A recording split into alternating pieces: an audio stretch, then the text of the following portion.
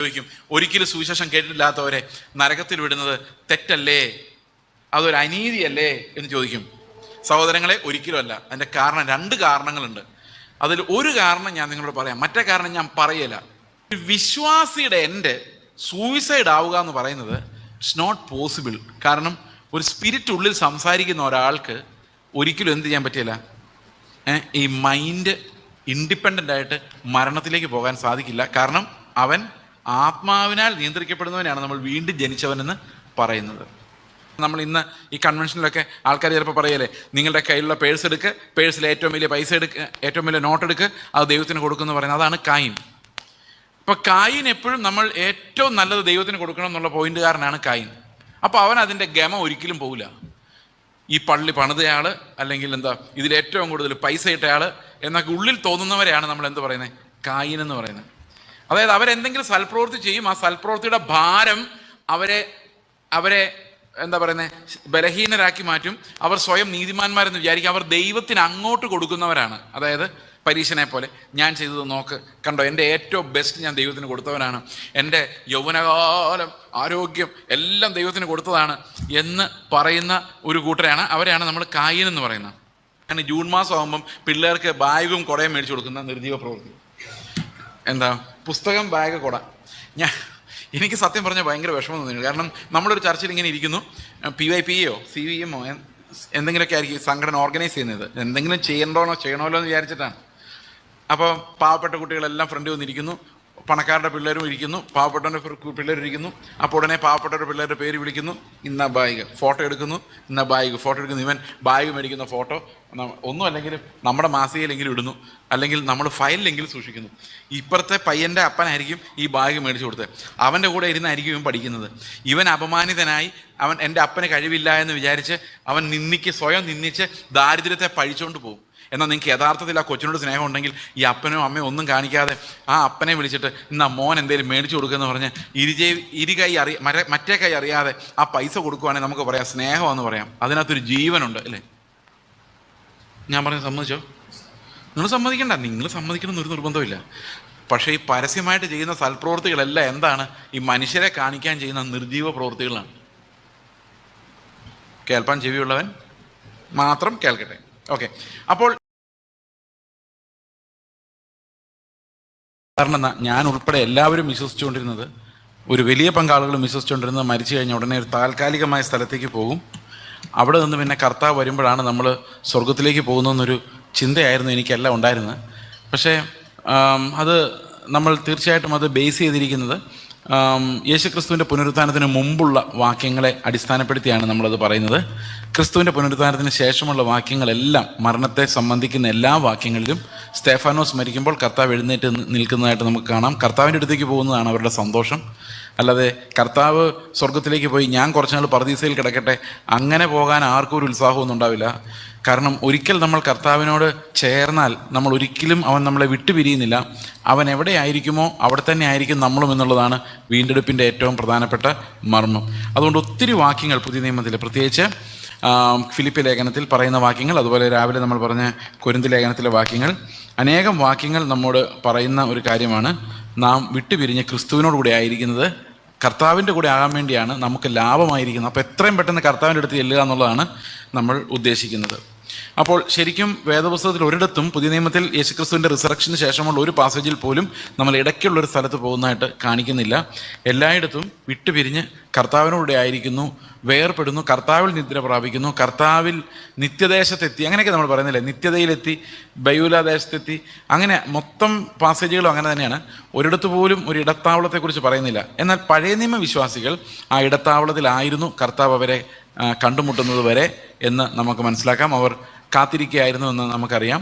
അത് പത്രോസിൻ്റെ ലേഖനത്തിൽ കർത്താവ് അവരോട് സംസാരിക്കുന്നതായിട്ട്, അതായത് പാതാളത്തിലേക്ക് ഇറങ്ങി എന്ന് പറയുന്നിടത്ത് നരകത്തിലേക്കല്ല, പാതാളത്തിലേക്ക് ഇറങ്ങി വിശുദ്ധന്മാരുടെ ആത്മാക്കളോട്, കെട്ടപ്പെട്ട വിശുദ്ധന്മാരുടെ ആത്മാക്കളോട് സുവിശേഷം അറിയിച്ചു. അപ്പോൾ എന്ത് സംഭവിച്ചു? ആ ഒരു പറുദീസയിലുള്ള ആത്മാക്കളെല്ലാം ഡെലിവേർഡായി കർത്താവിൻ്റെ കൂടെ സ്വർഗത്തിലേക്ക് പോയി എന്ന് നമുക്ക്, അങ്ങനെയാണ് നമ്മൾ വേദപുസ്തകത്തിൽ നിന്ന് ലഭിക്കുന്ന സൂചനകൾ. ഒരിക്കലും നമുക്കൊരു താൽക്കാലിക വിശ്രമ സ്ഥലം എന്നൊരു സ്ഥലത്തെക്കുറിച്ച് പുതിയ നിയമത്തിൽ ഒരിടത്തും, ലേഖനങ്ങളിൽ ഒരിടത്തും നമ്മൾ കാണുന്നില്ല. അതുമാത്രമല്ല, ക്രിസ്തുവിലേക്ക്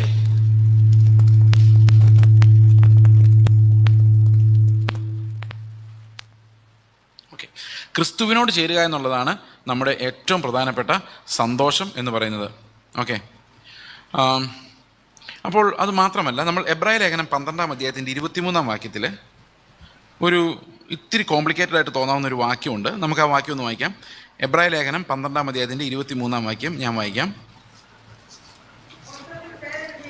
വെയിറ്റ് ഞാൻ വായിക്കാം.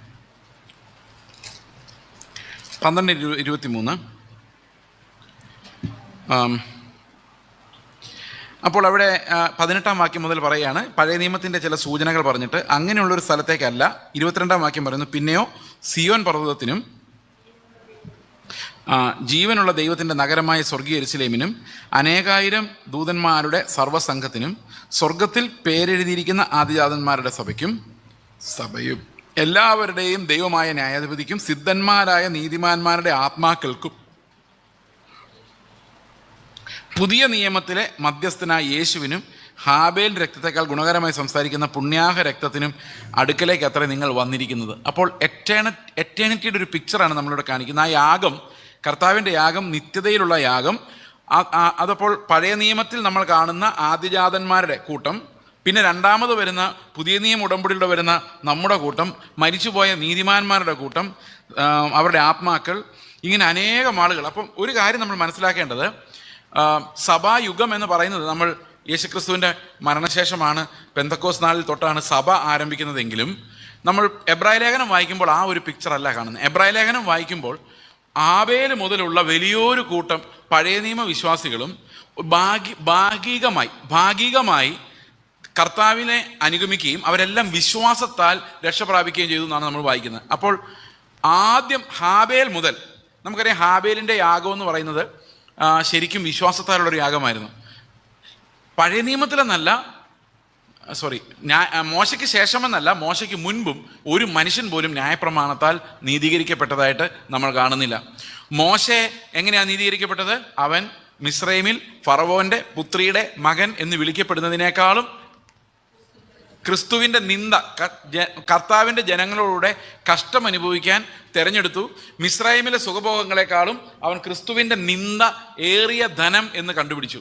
അപ്പോൾ മോശെ എങ്ങനെ നീതീകരിക്കപ്പെട്ടത്? ന്യായപ്രമാണത്താലല്ല, പിന്നെയോ വിശ്വാസത്താലാണ് എബ്രായ ലേഖനം പറയുന്നു. അതുപോലെ യാഗമർപ്പിക്കാൻ പോയ ഹാബേൽ യാഗമർപ്പിക്കാൻ പോയപ്പോൾ കായിനും ഹാബേലും യാഗമർപ്പിക്കാൻ പോയി.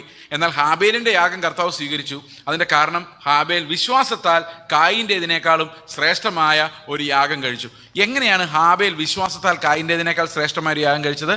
കായിൻ അവന് കിട്ടിയ ഏറ്റവും നല്ല മത്തങ്ങയും പടവലങ്ങയും ഇങ്ങനെ കൃഷിസാധനങ്ങൾ കൊണ്ടുവന്ന് കർത്താവിൻ്റെ അടുത്ത് അർപ്പിച്ചിട്ട് പറഞ്ഞു, ഇതാണ് എൻ്റെ ബെസ്റ്റ് എന്ന് പറഞ്ഞാൽ, നമ്മൾ ഇന്ന് ഈ കൺവെൻഷനിലൊക്കെ ആൾക്കാർ ചിലപ്പോൾ പറയല്ലേ, നിങ്ങളുടെ കയ്യിലുള്ള പേഴ്സ് എടുക്കുക, പേഴ്സിൽ ഏറ്റവും വലിയ പൈസ എടുക്കുക, ഏറ്റവും വലിയ നോട്ട് എടുക്കുക, അത് ദൈവത്തിന് കൊടുക്കുമെന്ന് പറയുന്നത്. അതാണ് കായിൻ. അപ്പോൾ കായിൻ എപ്പോഴും നമ്മൾ ഏറ്റവും നല്ലത് ദൈവത്തിന് കൊടുക്കണം എന്നുള്ള പോയിന്റുകാരനാണ് കായിൻ. അപ്പോൾ അവൻ അതിൻ്റെ ഗമ ഒരിക്കലും പോകില്ല. ഈ പള്ളി പണിതയാൾ, അല്ലെങ്കിൽ എന്താ ഇതിലേറ്റവും കൂടുതൽ പൈസ ഇട്ടയാൾ എന്നൊക്കെ ഉള്ളിൽ തോന്നുന്നവരെയാണ് നമ്മൾ എന്ത് പറയുന്നത്? കായിൻ എന്ന് പറയുന്നത്.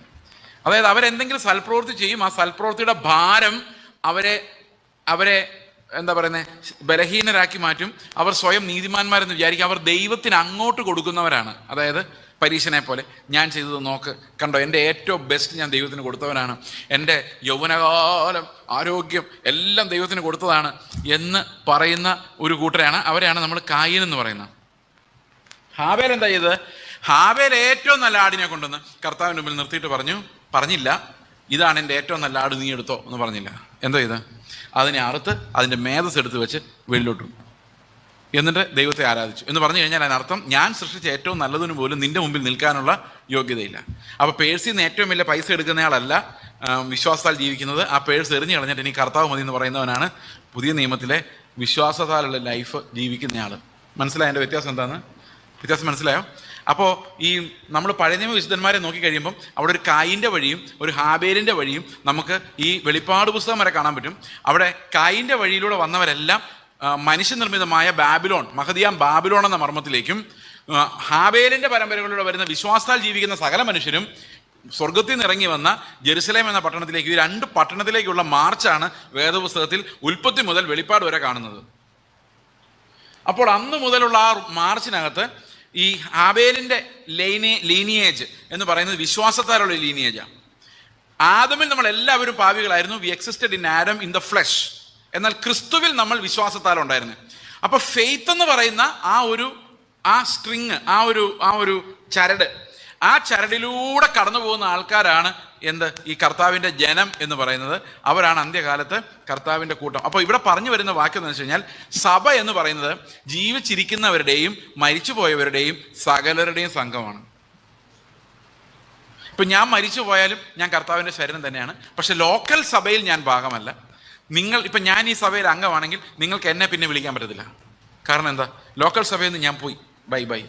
നിങ്ങൾക്ക് എന്നെ കാണാൻ പറ്റത്തില്ല, എനിക്ക് നിങ്ങളെ കാണാൻ പറ്റില്ല, എനിക്ക് നിങ്ങളുമായിട്ട് യാതൊരു ബന്ധവുമില്ല. പക്ഷേ കർത്താവ് വീണ്ടെടുത്ത, കർത്താവ് പണിതുകൊണ്ടിരിക്കുന്ന ആ വലിയ കെട്ടിടത്തിൽ കർത്താവിനെ എതിരേൽക്കാൻ പുറപ്പെടുന്ന ആ മണവാട്ടി സഭയിൽ ആ കർത്താവിനെ കാത്തിരിക്കുന്ന ആ സ്വർഗീയ മണവാട്ടിയുടെ ഭാഗമാണ് ഞാൻ അപ്പോഴും. മനസ്സിലായോ? അപ്പോൾ ഞാൻ കർത്താവിൻ്റെ അടുത്തേക്ക് വരുന്നു എന്ന് പറഞ്ഞു കഴിഞ്ഞാൽ എൻ്റെ അർത്ഥം എന്താണ്? ഈ സർവ്വദൂതന്മാരുടെ അടുത്തേക്കും, ഈ ആദ്യജാതന്മാരുടെ സഭയുടെ അടുത്തേക്കും, അതുപോലെ നീതിമാന്മാരുടെ ആത്മാക്കളുടെ അടുത്തേക്കും, പെർഫെക്റ്റ് ആക്കപ്പെട്ട നീതിമാന്മാരുടെ ആത്മാക്കളുടെ അടുത്തേക്കും, സിദ്ധന്മാരുടെ എന്താ പറഞ്ഞിരിക്കുന്നത്, നീതിമാന്മാരുടെ ആത്മാക്കൾക്കും പുതിയ നിയമത്തിൻ്റെ മധ്യസ്ഥനായ യേശുവിനും ഹാബേൽ രക്തത്തെക്കാൾ ഗുണകരമായി സംസാരിക്കുന്ന പുണ്യാഹ രക്തത്തിനും അടുക്കിലേക്ക് അത്ര നിങ്ങൾ വന്നിരിക്കുന്നത്. അപ്പം ഒരു കാര്യം ഉറപ്പാണ്, ഈ പെർഫെക്റ്റ് ആക്കപ്പെടുന്ന വിശുദ്ധന്മാർ, ഓക്കെ, സിദ്ധന്മാരായ നീതിമാന്മാരുടെ ആത്മാക്കൾ. സിദ്ധന്മാരെന്ന് പറഞ്ഞാൽ എന്താ അർത്ഥം? സിദ്ധനാരാ? സിദ്ധന്മാരായ നീതിമാന്മാരാരാ? കഷ്ടത സഹിഷ്ണുതയെയും, സഹിഷ്ണുത സിദ്ധതയെയും, സിദ്ധത പ്രത്യാശ ഉളവാക്കുന്നത്. എന്താ സിദ്ധത എന്ന് പറഞ്ഞാൽ? അത് ഇംഗ്ലീഷിൽ വായിക്കുമ്പോൾ ക്യാരക്ടർ എന്ന് എഴുതിയിരിക്കുന്ന, എക്സ്പീരിയൻസ് എഴുതിയിരിക്കുന്ന, അങ്ങനെ പല വാക്കുകളാണ് കൊടുത്തിരിക്കുന്നത്. പക്ഷേ ശരിക്കും അതിൻ്റെ ട്രാൻസ്ലേഷൻ ക്യാരക്ടർ തന്നെയാണ്. പക്ഷേ അത് ഗോഡ് അപ്രൂവ്ഡ് ക്യാരക്ടർ എന്നാണ്. ദൈവം അംഗീകരിച്ച പെർഫെക്റ്റ് ആക്കപ്പെട്ട ക്യാരക്ടർ. അപ്പൊ കഷ്ടതയിലൂടെ, സഹിഷ്ണുതയിലൂടെ നമുക്കൊരു പെർഫെക്റ്റ് ആക്കപ്പെട്ട ഒരു ക്യാരക്ടർ ലഭിക്കുന്നു. ആ ക്യാരക്ടർ ഉള്ളവർക്കാണ് പ്രത്യാശ ഉണ്ടാകുന്നത്. മനസ്സിലാകുന്നുണ്ടോ? അപ്പൊ അങ്ങനെയുള്ളവർക്കാണ് കർത്താവിൻ്റെ അടുത്തേക്ക് പെട്ടെന്ന് പോകണമെന്ന് തോന്നുന്നത്. കാരണം ആ സിദ്ധന്മാരാക്കപ്പെട്ട നീതിമാന്മാർ. അപ്പൊ നമ്മൾ പെർഫെക്റ്റ് ആക്കപ്പെട്ടുകൊണ്ടിരിക്കുന്നവർ, ക്രിസ്തുവിലുള്ള പെർഫെക്ഷൻ വിശ്വാസത്താൽ അനുഭവിക്കുന്നവർ, അവർക്ക് മാത്രമാണ് ഈ പെർഫെക്റ്റ് ആക്കപ്പെട്ട നീതിമാന്മാരുടെ ആത്മാക്കളുടെ അടുത്തേക്കും കൂടിയാണ് നമ്മൾ വരുന്നതെന്ന് പറഞ്ഞാൽ അർത്ഥം എന്താ? ഇവരാരും ഇവരെല്ലാവരും എവിടെ തന്നെയുണ്ട്? ഈ കർത്താവിൻ്റെ സന്നിധിയിൽ തന്നെ ഇവരെല്ലാവരും എന്നേക്കും ഒരിക്കലും മാറാത്തവരായി നിൽക്കുന്നുവെന്നാണ് എബ്രായ ലേഖനം നമ്മളെ പഠിപ്പിക്കുന്നത്. അതുകൊണ്ട് ഒരിക്കലും നമ്മൾ കർത്താവിനോട് പിരിയുന്നില്ല. നമ്മൾ മരിച്ചാൽ ഈ ലോകത്തെ നമ്മൾ വിട്ടുപിരിയും, എന്നാൽ കർത്താവിനെ ഒരിക്കലും വിട്ടുപിരിയുന്നില്ല. മനസ്സിലാവുന്നുണ്ടോ? കർത്താവുമായിട്ടുള്ള നമ്മുടെ ബന്ധം മാത്രം എല്ലായ്പ്പോഴും സ്ഥിരമായിരിക്കും. അതിനൊരു മാറ്റവും ഒരിക്കലും ഉണ്ടാകുന്നില്ല. V will always B with him. Okay, അപ്പോൾ അത് ഒരു പ്രധാനപ്പെട്ട കാര്യമാണ്. നമ്മൾ ഇതിനിടയിൽ വേറൊരു സ്ഥലത്തേക്ക് പോകാൻ വേണ്ടി അല്ല കാത്തിരിക്കുന്നത്. അത് പഴയ നിയമത്തിലെ അവസ്ഥയായിരുന്നു എന്ന് നമുക്ക് മനസ്സിലാക്കാം.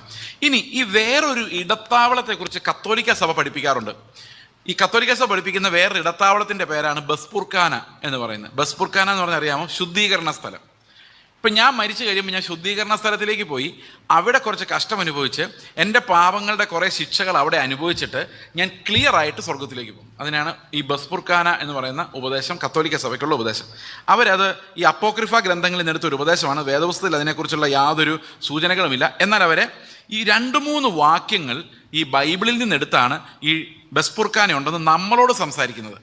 അത് പ്രധാനമായി 1 കൊരിന്ത്യ ലേഖനം 3-ാം അധ്യായമാണ്. 1 കൊരിന്ത്യ ലേഖനം 3-ാം അധ്യായത്തിൽ ഇങ്ങനെ പറയുന്നുണ്ട്.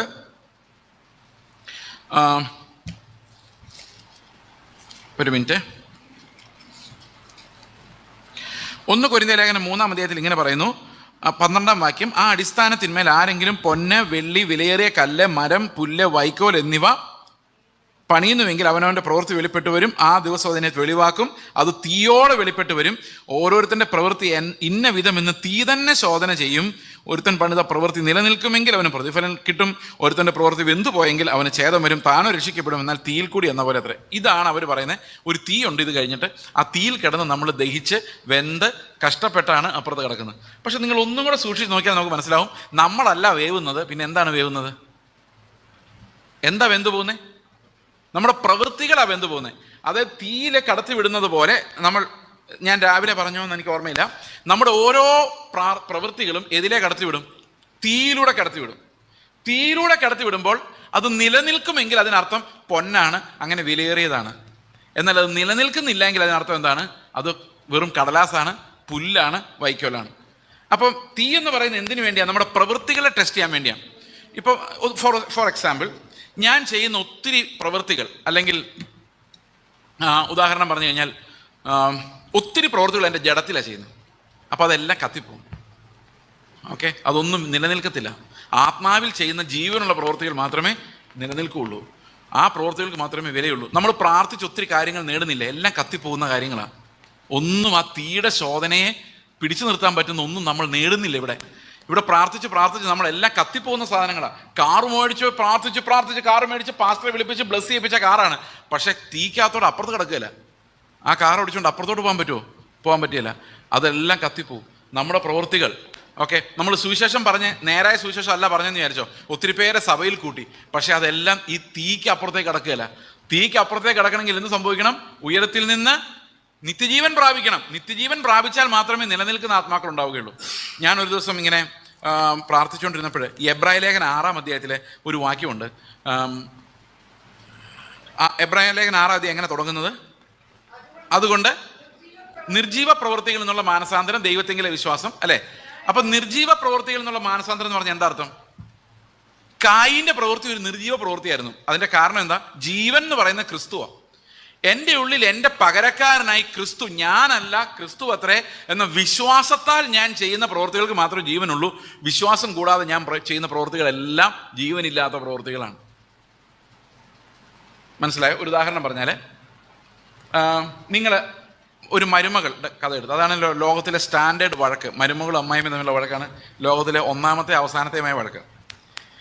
അപ്പോൾ ഈ മരുമകൾക്ക് അമ്മായിയമ്മയെ സ്നേഹിക്കണം എന്ന് ആഗ്രഹമുണ്ട്. ഞാൻ കുറേ പേരെ കൗൺസിൽ ചെയ്തിട്ടുണ്ട്, ഒരു രക്ഷയില്ല. ലോകത്തിൽ രക്ഷയില്ലാത്തൊരു ബന്ധം എന്ന് പറയുന്നത് അമ്മായിമ്മയുടെ. അതിൻ്റെ കാരണം വെച്ചാൽ ലോകത്തിലൊരു അമ്മായിമ്മയ്ക്ക് അറിയത്തില്ല അവർ പോരെടുക്കുക എന്നുള്ള കാര്യം. അതാണ് അതിൻ്റെ പ്രശ്നം. എന്നാൽ മരുമകൾക്ക് എല്ലാം പോരാ, അമ്മായിമ്മ നോക്കുന്ന പോലും പോരാ. പക്ഷെ അമ്മായിമ്മ എങ്ങനെ നോക്കിയിട്ട് ഇത് പോരാ എന്ന് മനസ്സിലാകുന്നില്ല. ഇതാണ് ഇവരുടെ ഏറ്റവും വലിയ കോൺഫ്ലിക്റ്റ്. അതുകൊണ്ട് കൗൺസിൽ ചെയ്യാന്ന് പറയുന്നത് അസാധ്യം ഏകദേശം. കാരണം അമ്മായിമ്മ പറഞ്ഞു, ഞാൻ എന്ത് പോരാ എടുത്ത്, ഞാൻ അവരെ നന്നായി വരാൻ വേണ്ടി കറക്റ്റ് ചെയ്തെന്ന് പറഞ്ഞു. ഓക്കെ, എന്തെങ്കിലും ആട്ടെ. അപ്പോൾ ഈ മരുമകൾ തീരുമാനിക്കുകയാണ്, പ്രസംഗമൊക്കെ ആയിട്ട് കർത്തൃമേശയൊക്കെ എടുത്തിട്ട്, ഇന്ന് മുതൽ ഞാൻ സ്നേഹിക്കാൻ പോവാം. അപ്പം അമ്മേ ചായ വേണോ എന്ന് ചോദിക്കും. അതിനകത്ത് ഒരു അഭിനയം ഉണ്ടെന്നുള്ള കാര്യം അമ്മയ്ക്ക് അപ്പം തന്നെ മനസ്സിലാവും. കാരണം നമുക്ക് നിർജീവ പ്രവൃത്തി മാത്രം ഉണ്ടാക്കാൻ അറിയത്തുള്ളൂ. കാരണം നമ്മുടെ ഹോർമോണുകളിൽ സ്നേഹം ഉണ്ടാക്കാനുള്ളതൊന്നും വരികയില്ല. കാരണം ഈ സ്നേഹം പ്രൊഡ്യൂസ് ചെയ്യാനുള്ള കഴിവ് നമുക്കില്ല. നമുക്ക് സഹോദരപ്രീതി ഉണ്ടാക്കാൻ പറ്റും, നമുക്ക് മറ്റ് പലതരത്തിലുള്ള ഈ ഇഷ്ടങ്ങൾ ഉണ്ടാക്കാൻ പറ്റും. പക്ഷെ സ്നേഹം ഉണ്ടാക്കണമെങ്കിൽ ആത്മാവ് വരണം, ക്രിസ്തു നമ്മിൽ വസിക്കണം. ക്രിസ്തു നമ്മിൽ വസിച്ചാൽ മാത്രമേ ശരിക്കും സ്നേഹം ഉള്ളൂ. ബാക്കി പ്രവൃത്തികളെല്ലാം നിർജീവ പ്രവൃത്തികളാണ്, നമ്മൾ ആളുകളെ പ്രസാദിപ്പിക്കാൻ വേണ്ടി ചെയ്യും. അപ്പോൾ നമ്മുടെ ഈ ജഡത്തിൽ നിന്ന് അങ്ങനത്തെ പ്രവൃത്തികളെ വരുള്ളൂ. അപ്പോൾ ഇതെല്ലാം നിർജീവ പ്രവൃത്തികൾ. അപ്പോൾ ഇതെല്ലാം കത്തിപ്പോവുള്ളൂ. അമ്മയ്ക്ക് ചായ കൊടുത്ത് ഒന്നും നിലനിൽക്കുകയില്ല. കാരണം എന്താ? അകത്ത് എന്തില്ലായിരുന്നു? സ്നേഹമില്ലായിരുന്നു. അത് തീയിലൂടെ പോകുമ്പോൾ ശോധന ചെയ്യല, ശോധന നിൽക്കത്തില്ല. തീ വേറെ എന്തെങ്കിലും വരണ്ട, അമ്മായിമ്മയുടെ തലേന്ന് തന്നെ വന്നാൽ മതി. അമ്മ പറയും, നിന്റെ അഭിനയമൊക്കെ എനിക്ക് മനസ്സിലായി എന്ന് പറഞ്ഞെന്ന് വിചാരിച്ചോ ഈ ചായ ആയിട്ട് ചെല്ലുമ്പോൾ. അപ്പോൾ അറിയാം ഇത് ശരിക്കുമുള്ള സ്നേഹമായിരുന്നോ അല്ലയോ എന്നുള്ള കാര്യം. മനസ്സിലായോ? ഇത് ഭയങ്കര ട്രിക്കിയാണ്. ഒരു മനുഷ്യൻ ഒരിക്കലും നന്നാവാൻ പറ്റത്തില്ല. അതുകൊണ്ട് അവൻ എപ്പോഴും എന്താ പ്രൊഡ്യൂസ് ചെയ്യുന്നത്? നിർജീവ പ്രവൃത്തികളാണ് പ്രൊഡ്യൂസ്. അപ്പോൾ ഞാൻ പറയും, ഞാൻ അത്രയും ക്ഷമിച്ചതല്ലേ, സഹിച്ചതല്ലേ, ഞാൻ അതെല്ലാം വിട്ടിട്ട് ഇറങ്ങി വന്നതല്ലേ എന്നൊക്കെ ചോദിച്ചിട്ട് കാര്യമില്ല. കാരണം ഇതെല്ലാം നിർജീവ പ്രവൃത്തികളായി അവസാനം കത്തിപ്പോവുള്ളൂ. നിലനിൽക്കുന്ന ഫലം എന്ന് പറയുന്നത് ക്രിസ്തു നമ്മിൽ വസിച്ചാൽ മാത്രമേ ഉണ്ടാവുള്ളൂ. അതുകൊണ്ടാണ് കർത്താവ് പറഞ്ഞു, എന്നെ കൂടാതെ നിങ്ങൾക്ക് ഒന്നും ചെയ്യാൻ പറ്റില്ല. നിങ്ങൾ എന്നിലും എൻ്റെ വചനം നിങ്ങളിലും വസിച്ചാൽ മാത്രമേ നിങ്ങൾ ഫലം കായ്ക്കുള്ളൂ. കൊമ്പിൽ വസിച്ചിട്ടല്ലാതെ മുന്തിരിവള്ളി വസിച്ചിട്ടില്ല അതിനെ കൊമ്പിന് ഫലം കൊടുക്കാൻ സാധിക്കില്ല. അപ്പൊ നിർജീവ പ്രവൃത്തികളെല്ലാം എന്ത് ചെയ്യും? പരിശോധിക്കപ്പെടുമ്പോൾ എല്ലാം കത്തിപ്പോവും. ഇതവിടെ പറഞ്ഞേക്കുന്നത്. അല്ല നമ്മളെ ഇട്ട് കത്തിക്കുന്ന കാര്യമല്ല പറഞ്ഞിരിക്കുന്നത്. നമുക്ക് പ്രതിഫലം ഒന്നും ഉണ്ടാവില്ല. അതിൻ്റെ കാര്യം നമ്മൾ ചെയ്ത എല്ലാം നിർജീവ പ്രവൃത്തികൾ. ഇത് ഒരു വലിയ നിർജീവ സ്റ്റാൻഡേർഡ് നിർജീവ പ്രവൃത്തിയാണ് ജൂൺ മാസം ആകുമ്പം പിള്ളേർക്ക് ബാഗും കുടയും മേടിച്ചു കൊടുക്കുന്ന നിർജീവ പ്രവൃത്തി. എന്താ? പുസ്തകം, ബാഗ്, കുട. എനിക്ക് സത്യം പറഞ്ഞാൽ ഭയങ്കര വിഷമം തോന്നിയിരുന്നു. കാരണം നമ്മളൊരു ചർച്ചയിൽ ഇങ്ങനെ ഇരിക്കുന്നു, PYPയോ CVMോ എന്തെങ്കിലുമൊക്കെ ആയിരിക്കും സംഘടന ഓർഗനൈസ് ചെയ്യുന്നത്. എന്തെങ്കിലും ചെയ്യണമല്ലോ എന്ന് വിചാരിച്ചിട്ടാണ്. അപ്പോൾ പാവപ്പെട്ട കുട്ടികളെല്ലാം ഫ്രണ്ടിൽ വന്നിരിക്കുന്നു, പണക്കാരുടെ പിള്ളേരും ഇരിക്കുന്നു, പാവപ്പെട്ടവൻ്റെ പിള്ളേരിരിക്കുന്നു. അപ്പോൾ ഉടനെ പാവപ്പെട്ടവരുടെ പിള്ളേരുടെ പേര് വിളിക്കുന്നു, ഇന്ന ബാഗ് ഫോട്ടോ എടുക്കുന്നു, ഇന്ന ബാഗ് ഫോട്ടോ എടുക്കുന്നു. ഇവൻ ബാഗ് മേടിക്കുന്ന ഫോട്ടോ ഒന്നും അല്ലെങ്കിലും നമ്മുടെ മാസികയിലെങ്കിലും ഇടുന്നു, അല്ലെങ്കിൽ നമ്മൾ ഫയലിലെങ്കിലും സൂക്ഷിക്കുന്നു. ഇപ്പുറത്തെ പയ്യൻ്റെ അപ്പനായിരിക്കും ഈ ബാഗ് മേടിച്ചു കൊടുത്തത്, അവൻ്റെ കൂടെ ഇരുന്നായിരിക്കും ഇവൻ പഠിക്കുന്നത്. ഇവൻ അപമാനിതനായി അവൻ എൻ്റെ അപ്പന് കഴിവില്ല എന്ന് വിചാരിച്ച് അവൻ സ്വയം നിന്ദിച്ച് ദാരിദ്ര്യത്തെ പഴിച്ചുകൊണ്ട് പോകും. എന്നാൽ നിങ്ങൾക്ക് യഥാർത്ഥത്തിൽ ആ കൊച്ചിനോട് സ്നേഹം ഉണ്ടെങ്കിൽ ഈ അപ്പനോ അമ്മയോ ഒന്നും കാണിക്കാതെ ആ അപ്പനെ വിളിച്ചിട്ട് ഇന്ന് മോൻ എന്തെങ്കിലും മേടിച്ചു കൊടുക്കുമെന്ന് പറഞ്ഞ് മറ്റേ കൈ അറിയാതെ ആ പൈസ കൊടുക്കുവാണെങ്കിൽ നമുക്ക് പറയാം സ്നേഹമെന്ന് പറയാം. അതിനകത്തൊരു ജീവനുണ്ട് അല്ലേ? ഞാൻ പറഞ്ഞത് സമ്മതിച്ചോ? നിങ്ങൾ സമ്മതിക്കണ്ട, നിങ്ങൾ സമ്മതിക്കണമെന്ന് ഒരു നിർബന്ധമില്ല. പക്ഷേ ഈ പരസ്യമായിട്ട് ചെയ്യുന്ന സൽപ്രവൃത്തികളെല്ലാം എന്താണ്? ഈ മനുഷ്യരെ കാണിക്കാൻ ചെയ്യുന്ന നിർജീവ പ്രവൃത്തികളാണ്. കേൾപ്പാൻ ചെവിയുള്ളവൻ മാത്രം കേൾക്കട്ടെ. ഓക്കെ, അപ്പോൾ ഇത് ബസ്പുർഖാനയുടെ ഉപദേശമല്ല, നമ്മുടെ വിശുദ്ധീകരണത്തെ സംബന്ധിക്കുന്ന ഉപദേശമാണ് ഈ പറയുന്ന വാക്യങ്ങൾ എന്ന് നമുക്ക് മനസ്സിലാക്കാം. ഓക്കെ, അപ്പോൾ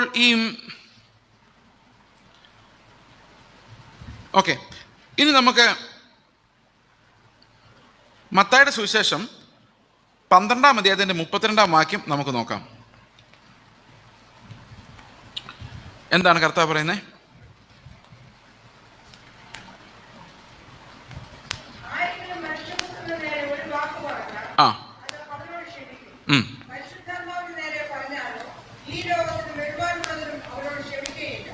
ഈ ലോകത്തിലും വരുവാനുള്ള ലോകത്തിലും അവനോട് ക്ഷമിക്കില്ല. അപ്പം വരുവാനുള്ള ലോകത്ത് ക്ഷമിക്കാൻ ഒരു സാധ്യത ഉണ്ടോ?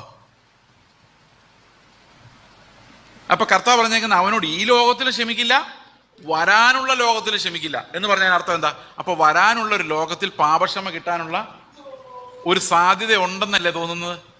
ഇതും ഈ കത്തോലിക്കൽ എടുത്ത് പറയുന്നൊരു ഭാഗമാണ്. അവിടെ ചെന്ന് കഴിയുമ്പം അടുത്ത ഒരു ലോകമുണ്ട്, അവിടെ ചില പാപങ്ങൾ അവിടെ ക്ഷമിക്കപ്പെടും. പരിശുദ്ധാത്മാവിനെതിരെ പറഞ്ഞു കഴിഞ്ഞാൽ അത് ജീവിതത്തിൽ ഒരിക്കലും ക്ഷമിക്കപ്പെടുകയില്ല. എന്നാൽ ഇവിടെ പറഞ്ഞിരിക്കുന്നത് കർത്താവ് ഒരു ആമേൻ ഞാൻ നിങ്ങളോട് പറയുന്ന ഒരു എംഫസൈസിങ് പോയിന്റ് മാത്രമാണ് പറഞ്ഞിരിക്കുന്നത്. എന്ന് പറഞ്ഞാൽ അതിനർത്ഥം എന്താണെന്ന് വെച്ച് കഴിഞ്ഞാൽ ഇവിടെ ഈ ലോകം സമയത്തിനകത്താണ്. സമയത്തിനകത്തുള്ള ഈ താൽക്കാലികമായ ടൈമിൽ ഇതിനൊരു ക്ഷമയില്ല എന്ന് മാത്രമല്ല, എറ്റേണലി നോക്കിക്കഴിഞ്ഞാൽ അത് എന്നേക്കുമായുള്ളൊരു പാപമായി രേഖപ്പെടുത്തി കഴിഞ്ഞു എന്നാണ് അതിനർത്ഥം. അതായത് there is no remission for that sin in the eternal perspective. അപ്പൊ പരിശുദ്ധാത്മാവിനെതിരെയുള്ള പാപത്തെ നമുക്ക് വേണമെങ്കിൽ മരണകരമായ പാപം എന്ന് വിശേഷിപ്പിക്കാം. മരണകരമായ പാപം എന്താണെന്ന് ഞാൻ പറയാം, അങ്ങോട്ട് നമുക്ക് വരാം. ഓക്കെ, ഇങ്ങനെയുള്ള ചില പാസേജസ് വെച്ചാണ് അവർ അത് പറയുന്നത്. ഓക്കെ, എന്നാൽ നമുക്ക് വേദപുസ്തകത്തിൽ വളരെ വ്യക്തമായിട്ട് മനസ്സിലാവുന്ന ഒരു കാര്യമാണ്, കർത്താവിൻ്റെ അടുത്തേക്ക് ആണ് നമ്മൾ പോകുന്നത്. നമ്മൾ തന്നെയുമല്ല, കർത്താവ് നമ്മളെ രക്ഷിച്ചു പൂർണ്ണമായിട്ടും വിശുദ്ധീകരിച്ച് കഴിഞ്ഞിട്ട് വീണ്ടും ബസ്പുർഖാനയിൽ പോയി ഒരു ശുദ്ധീകരണോടെ കഴിയണമെന്ന് പറഞ്ഞാൽ അർത്ഥം എന്താ? യേശുക്രിസ്തുവിൻ്റെ രക്തം എന്നെ ശുദ്ധീകരിക്കാൻ മതിയായതല്ലായിരുന്നു, അതിൻ്റെ കൂടെ ഞാൻ എൻ്റെ ഒരു സഫറിങ്ങും കൂടെ ആഡ് ചെയ്യണം, എങ്കിൽ മാത്രമേ ഞാൻ ശുദ്ധീകരിക്കപ്പെടുള്ളൂ എന്നല്ല അതിൻ്റെ അർത്ഥം. അപ്പോൾ കർത്താവിൻ്റെ രക്തത്തെ അവരെന്താ ചെയ്യുന്നത്?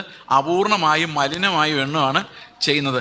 നമ്മെ പൂർണ്ണമായും രക്ഷിക്കാൻ അവൻ്റെ രക്തത്തിന് കഴിവുണ്ട്. അവൻ്റെ രക്തം സകല പാപവും പോക്കി നമ്മെ ശുദ്ധീകരിക്കുന്നു. ആ ശുദ്ധീകരണത്തിനായി നമ്മുടെ ഒരു പ്രവൃത്തിയും കൂടെ ആഡ് ചെയ്യണം എന്ന് പറഞ്ഞു കഴിഞ്ഞാൽ അതിൻ്റെ അർത്ഥം ആ രക്തം നമുക്ക് മതിയാകുന്നില്ല എന്നാണ് അതിനർത്ഥം. അതുകൊണ്ട് കത്തോലിക്കരുടെ ഈ ശുദ്ധീകരണ സ്ഥലം എന്ന ഉപദേശം നമുക്ക് വളരെ എളുപ്പത്തിൽ തള്ളിക്കളയാം. എന്നാൽ വേറൊരു സാധനമുണ്ട്, അതിൻ്റെ പേരാണ് ഈ സോൾ സ്ലീപ്പ് എന്ന് പറയുന്ന ഡോക്ടറിൻ. ഓക്കെ, ഈ സോൾ സ്ലീപ്പ് എന്ന് പറഞ്ഞാൽ എന്താ അർത്ഥം?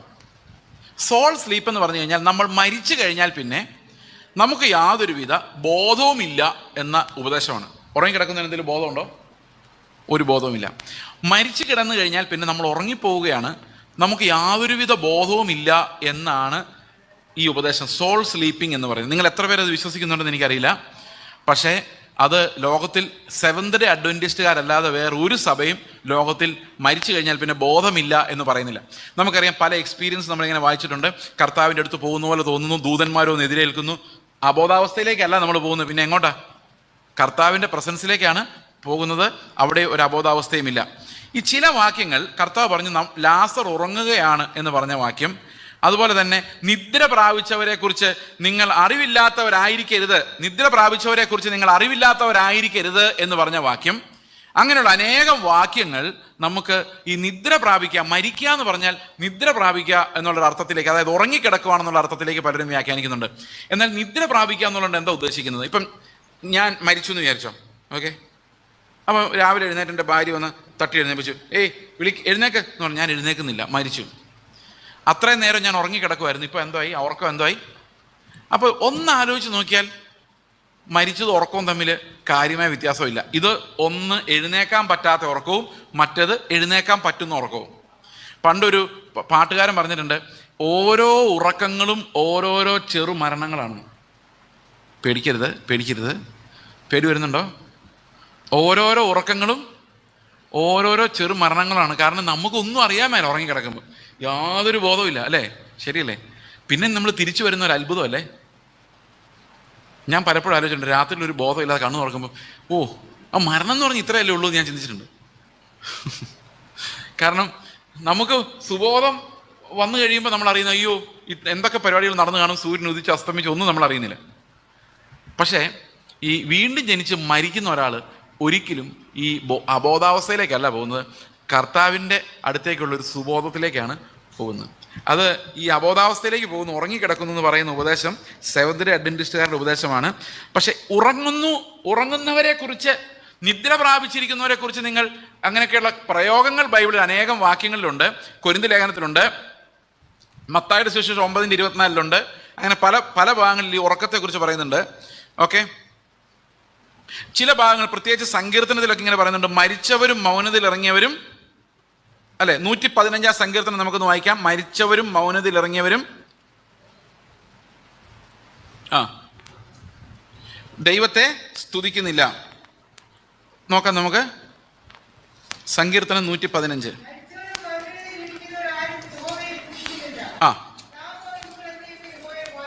അതെന്ത് കളിയത്? മരിച്ചവരും മൗനതയിൽ ഇറങ്ങിയവരും എന്ത് ചെയ്യുന്നില്ല? ദൈവത്തെ സ്തുതിക്കുന്നില്ല. അടുത്ത വാക്യം എന്താ പറയുന്നത്? നാമോ ഇന്നു മുതൽ എന്നേക്കും യഹോവയെ വാഴ്ത്തും. അപ്പൊ മരിച്ചു പോയവരാരാ? ഒന്നുകൂടെ വായിച്ചു നോക്കി. മരിച്ചവരും മൗനതയിൽ ഇറങ്ങിയവരും എന്ത് ചെയ്യുന്നില്ല? അപ്പൊ ഞാനോ മരിക്കുന്നത് വരെ യഹോവയെ സ്തുതിക്കുന്നാണോ? എന്താ എഴുതിയേക്കുന്നേ? ഇന്ന് മുതൽ എന്നേക്കും, ഫോർ എവർ എന്നാ ഇംഗ്ലീഷ് എഴുതിയിരിക്കുന്ന. ഫോർ എവർ, അൺസീസിങ് പ്രൈസ്, ഒരിക്കലും അവസാനിക്കാത്ത സ്തുതി ഞാൻ അവന് കരയറ്റുന്ന. അങ്ങനെയാണ് ഈ പ്രവാചകന്മാരുടെ ഭാഷ. പൂർണ്ണമായിട്ടും പറയുകയില്ല, അല്ലെ? പക്ഷെ അത് നിഴലുകളായി, മർമ്മങ്ങളായിട്ടാണ് പഴയ നിയമത്തിൽ കിടക്കുന്നത്. അവിടെ പറയുന്ന ഒരിക്കലും, അതിന്റെ ട്രാൻസ്ലേഷൻ ഇങ്ങനെയാണ്: ഒരിക്കലും എത്ര വർഷങ്ങൾ കഴിഞ്ഞാലും നിത്യതയോളം അവന്റെ സ്തുതി എൻ്റെ നാവിൽ നിന്ന് പോവുകയില്ലെന്നാണ്. That means no one can remove the praise from my lips എന്നാണ്. അതെന്നും. അപ്പൊ മരിച്ചവരെന്ന് പറഞ്ഞ ആരാ? നിത്യമരണത്തിലേക്ക് പോയവർ, മൗനതയിൽ ഇറങ്ങിയവർ. അവർക്ക് ദൈവത്തെ സ്തുതിക്കാൻ കഴിയില്ല. എന്നാൽ നമ്മൾ അങ്ങനെയല്ല. നമ്മളോ എന്നേക്കും അവനെ സ്തുതിക്കും. ഓക്കെ, 115 സങ്കീർത്തനമാണ് അല്ലേ? ഓക്കെ, 17 വാക്യം നമുക്കൊന്നുകൂടെ വായിക്കാം. മരിച്ചവരും മൗനതയിൽ ഇറങ്ങിയവരും ആരും യഹോവയെ സ്തുതിക്കുന്നില്ല. നാമോ ഇന്നു മുതൽ എന്നേക്കും യഹോവയെ വാഴ്ത്തും. We will worship him for ever, we will price him for ever and ever, ever more, എന്നേക്കും. അപ്പൊ അതിനർത്ഥം എന്താണെന്ന് വെച്ച് കഴിഞ്ഞാൽ, പഴയ നിയമം അനുസരിച്ച് നമ്മൾ നോക്കിക്കഴിഞ്ഞാൽ മരിച്ചു കഴിഞ്ഞാൽ, കാരണം വാഗ്ദത്തമില്ല. പഴയ നിയമത്തിൽ ഒരിടത്തും നിന്നെ സ്വർഗത്തിൽ കൊണ്ടുപോകുന്നുള്ളൊരു വാഗ്ദത്തമില്ല. അത് നിഴലായിട്ടാണ് അടങ്ങിയിരിക്കുന്നത്. അത് ഒറ്റ നോട്ടത്തിൽ കണ്ടാൽ മനസ്സിലാവില്ല. എന്നാൽ പുതിയ നിയമത്തിൽ വരുമ്പോഴാണ് ആ പൊരുൾ മനസ്സിലാകുന്നത്. ഞാൻ ഒരിക്കലും ഈ സ്തുതി നിർത്തുന്നില്ല. നിങ്ങൾക്കറിയാമോ, മരിച്ചവരും മൗനതയിൽ ഇറങ്ങിയവരും ദൈവത്തെ സ്തുതിക്കുന്നില്ല എന്ന് പറഞ്ഞ് സദൂക്യർ വന്ന് കർത്താവിനോട് ചോദിച്ചു. അപ്പോൾ ദൈവം ഈ ജീവിച്ചിരിക്കുന്നവരുടെ ദൈവമാണോ മരിച്ചവരുടെ ദൈവമാണോ എന്ന് കർത്താവ് ഒരു ഉത്തരം പറയുന്നുണ്ട്. എന്താ പറയുന്നത്? അവൻ എബ്രഹാമിൻ്റെയും ഇസ്ഹാക്കിൻ്റെയും യാക്കോബിൻ്റെയും ദൈവമാണ്, അവൻ മരിച്ചവരുടെ ദൈവമല്ല, അവൻ ജീവിച്ചിരിക്കുന്നവരുടെ ദൈവമാണ് എന്ന് പറഞ്ഞാൽ അർത്ഥം എന്താ? കർത്താവ് എബ്രഹാമിൻ്റെയും ഇസ്ഹാക്കിൻ്റെയും യാക്കോബിൻ്റെയും ദൈവമാണ്. Point number 1. അവൻ മരിച്ചവരുടെ ദൈവമല്ല, ജീവിച്ചിരിക്കുന്നവരുടെ ദൈവമാണ്. അപ്പൊ അതിനർത്ഥം എന്താ? പറ. എബ്രഹാമും ഇസ്ഹാക്കും യാക്കോബും മരിച്ചു പോയവരായിട്ടല്ല എണ്ണിയേക്കുന്നത്, ജീവിച്ചിരിക്കുന്നവരായിട്ടാണ് എണ്ണിയിരിക്കുന്നത്. അതുകൊണ്ടാണ് കർത്താവ് പറഞ്ഞത് എബ്രഹാമിൻ്റെയും ഇസ്ഹാക്കിൻ്റെയും യാക്കോബിൻ്റെയും ദൈവമെന്ന് കർത്താവ് പറയുന്നു. അങ്ങനെയാണ് മോശയോട് പരിചയപ്പെടുത്തുന്നത്. ആ സമയത്ത് എബ്രഹാം മരിച്ച ആളാണെങ്കിൽ ദൈവം പറയുമോ മരിച്ചവരുടെ ദൈവമാണോ ദൈവം? അല്ല. കർത്താവ് പറയുന്നു അവൻ ജീവിച്ചിരിക്കുന്നവരുടെ ദൈവമാണ്. ഓക്കെ, അപ്പോൾ ഇവിടെ എല്ലാം നമ്മൾ കാണുന്നത് സ്തുതി ഒരിക്കലും നമ്മുടെ അധരങ്ങളിൽ നിന്ന് പോകുന്നില്ല എന്നുള്ളതാണ്. നിങ്ങൾക്കറിയാം അമേസിങ് ഗ്രേസ് എന്ന് പറഞ്ഞൊരു പാട്ടുണ്ട്, നിങ്ങൾക്കറിയാം അത്? Amazing grace, amazing grace, how sweet that sound. അതിൻ്റെ അവസാനം എന്താണെന്നറിയോ? നമ്മൾ അവിടെ ചെന്ന് 1000 വർഷങ്ങൾ കടന്നു പോയാലും നമ്മൾ സ്തുതിക്കാൻ തുടങ്ങിയപ്പോൾ എത്ര കാലം ബാക്കിയുണ്ടായിരുന്നോ അത്രയും കാലം തന്നെ അപ്പോഴും ബാക്കിയുണ്ട്. That means we will never stop pricing him. അതായത് നമ്മൾ ഇന്ന് തുടങ്ങിയ ആ സ്തുതി ഓരോ ദിവസം ചെല്ലും തോറും സ്തുതിക്കാനുള്ള ദിവസങ്ങളുടെ എണ്ണം കുറഞ്ഞു കുറഞ്ഞു വരുമല്ല, അത് അങ്ങനെ തന്നെ നിൽക്കുക. കാരണം ആ ഡേയ്സിന് എണ്ണമില്ല. We will always praise him. അതിനിടയിൽ കുറേ നാൾ വീണ്ടും ജനിച്ച എന്നെ കുറേ നാൾ നീ ഉറങ്ങിക്കിടന്നു എന്നെ സ്തുതിക്കേണ്ടെന്ന് കർത്താവ് പറയില്ല. കാരണം we will always be singing his price.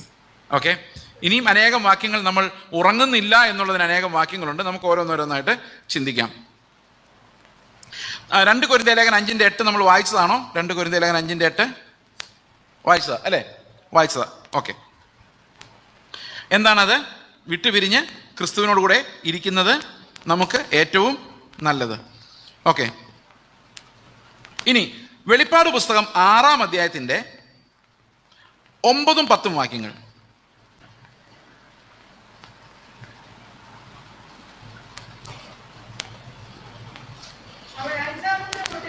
ആ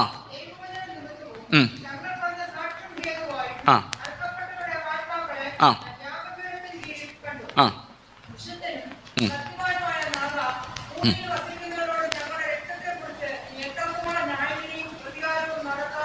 അവർ ഉറങ്ങിക്കിടക്കുവാണോ? പുനരുത്ഥാനം കാത്തുകൊണ്ട് ഉറങ്ങിക്കിടക്കുവാണോ? അല്ല. അടുത്ത നോക്കിയേ, ഇനി 7-ന്റെ 9, 10. ആ ആ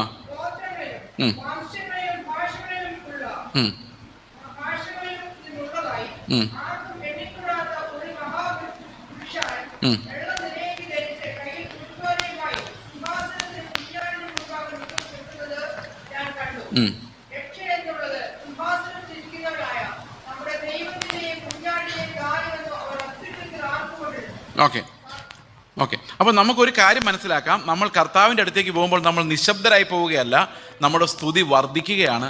നമുക്ക് കൂടുതൽ കൂടുതൽ കർത്താവിനെ നമ്മൾ സ്തുതിച്ചുകൊണ്ടിരിക്കുകയാണ് നമ്മൾ ചെയ്യുന്നത് നമുക്ക് മനസ്സിലാക്കാം. ഓക്കെ, ഇനി അടുത്തൊരു പ്രധാനപ്പെട്ട കാര്യം എന്ന് പറയുന്നത്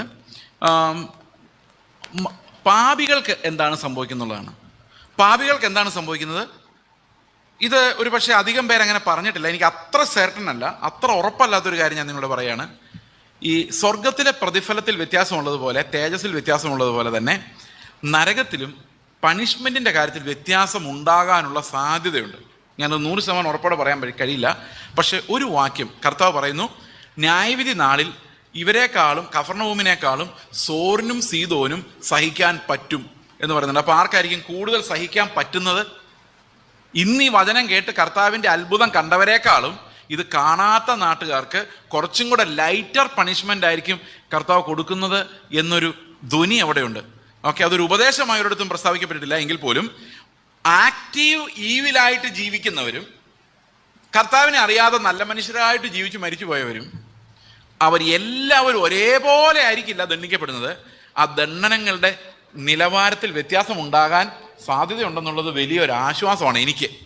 നിങ്ങളുടെ കാര്യം എനിക്കറിയാൻ വയ്യ, അത് ഞാനങ്ങനെ ചിന്തിക്കും. അപ്പം അധികം പാപമൊന്നും ചെയ്യാതെ ഒരുവിധം പാവങ്ങളായിട്ട് ജീവിച്ചവർക്ക് അടിയിടിയ നിത്യനരകം തന്നെ ഉള്ളൂ എങ്കിൽ പോലും അവിടെ ഈ പീഡനങ്ങളുടെ ഇൻറ്റൻസിറ്റി ചിലപ്പോൾ ഒരു ഇത്തിരി കുറവാകാൻ സാധ്യതയുണ്ടെന്ന് ഞാനങ്ങ് ആശ്വസിക്കുക. നിങ്ങൾക്കങ്ങനെ ആശ്വാസം കിട്ടുന്നുണ്ടോയെന്ന് എനിക്കറിയത്തില്ല. ഓക്കെ, പക്ഷെ ഒരു കാര്യം ഉറപ്പാണ്, യേശുക്രിസ്തു ഇല്ലാതെ ഒരു മനുഷ്യൻ പോലും സ്വർഗത്തിൽ പോവുകയില്ല. ക്രിസ്തു ഇല്ലാത്ത സകല മനുഷ്യരും അവരെത്ര നല്ല മനസാക്ഷിയുള്ളവരായാലും നരകത്തിലേ പോകുള്ളൂ. എന്തെങ്കിലും ചോദ്യമുണ്ടോ? സുവിശേഷം ഒരിക്കലും കേട്ടിട്ടില്ലാത്തവരോ? ഈ അവിശ്വാസികളുടെ അവസാനം എന്തായിരിക്കും? സുവിശേഷം ഒരിക്കലും കേട്ടിട്ടില്ലാത്ത ഒരാൾ സ്വർഗത്തിൽ പോകാൻ എന്തെങ്കിലും ചാൻസ് ഉണ്ടോ?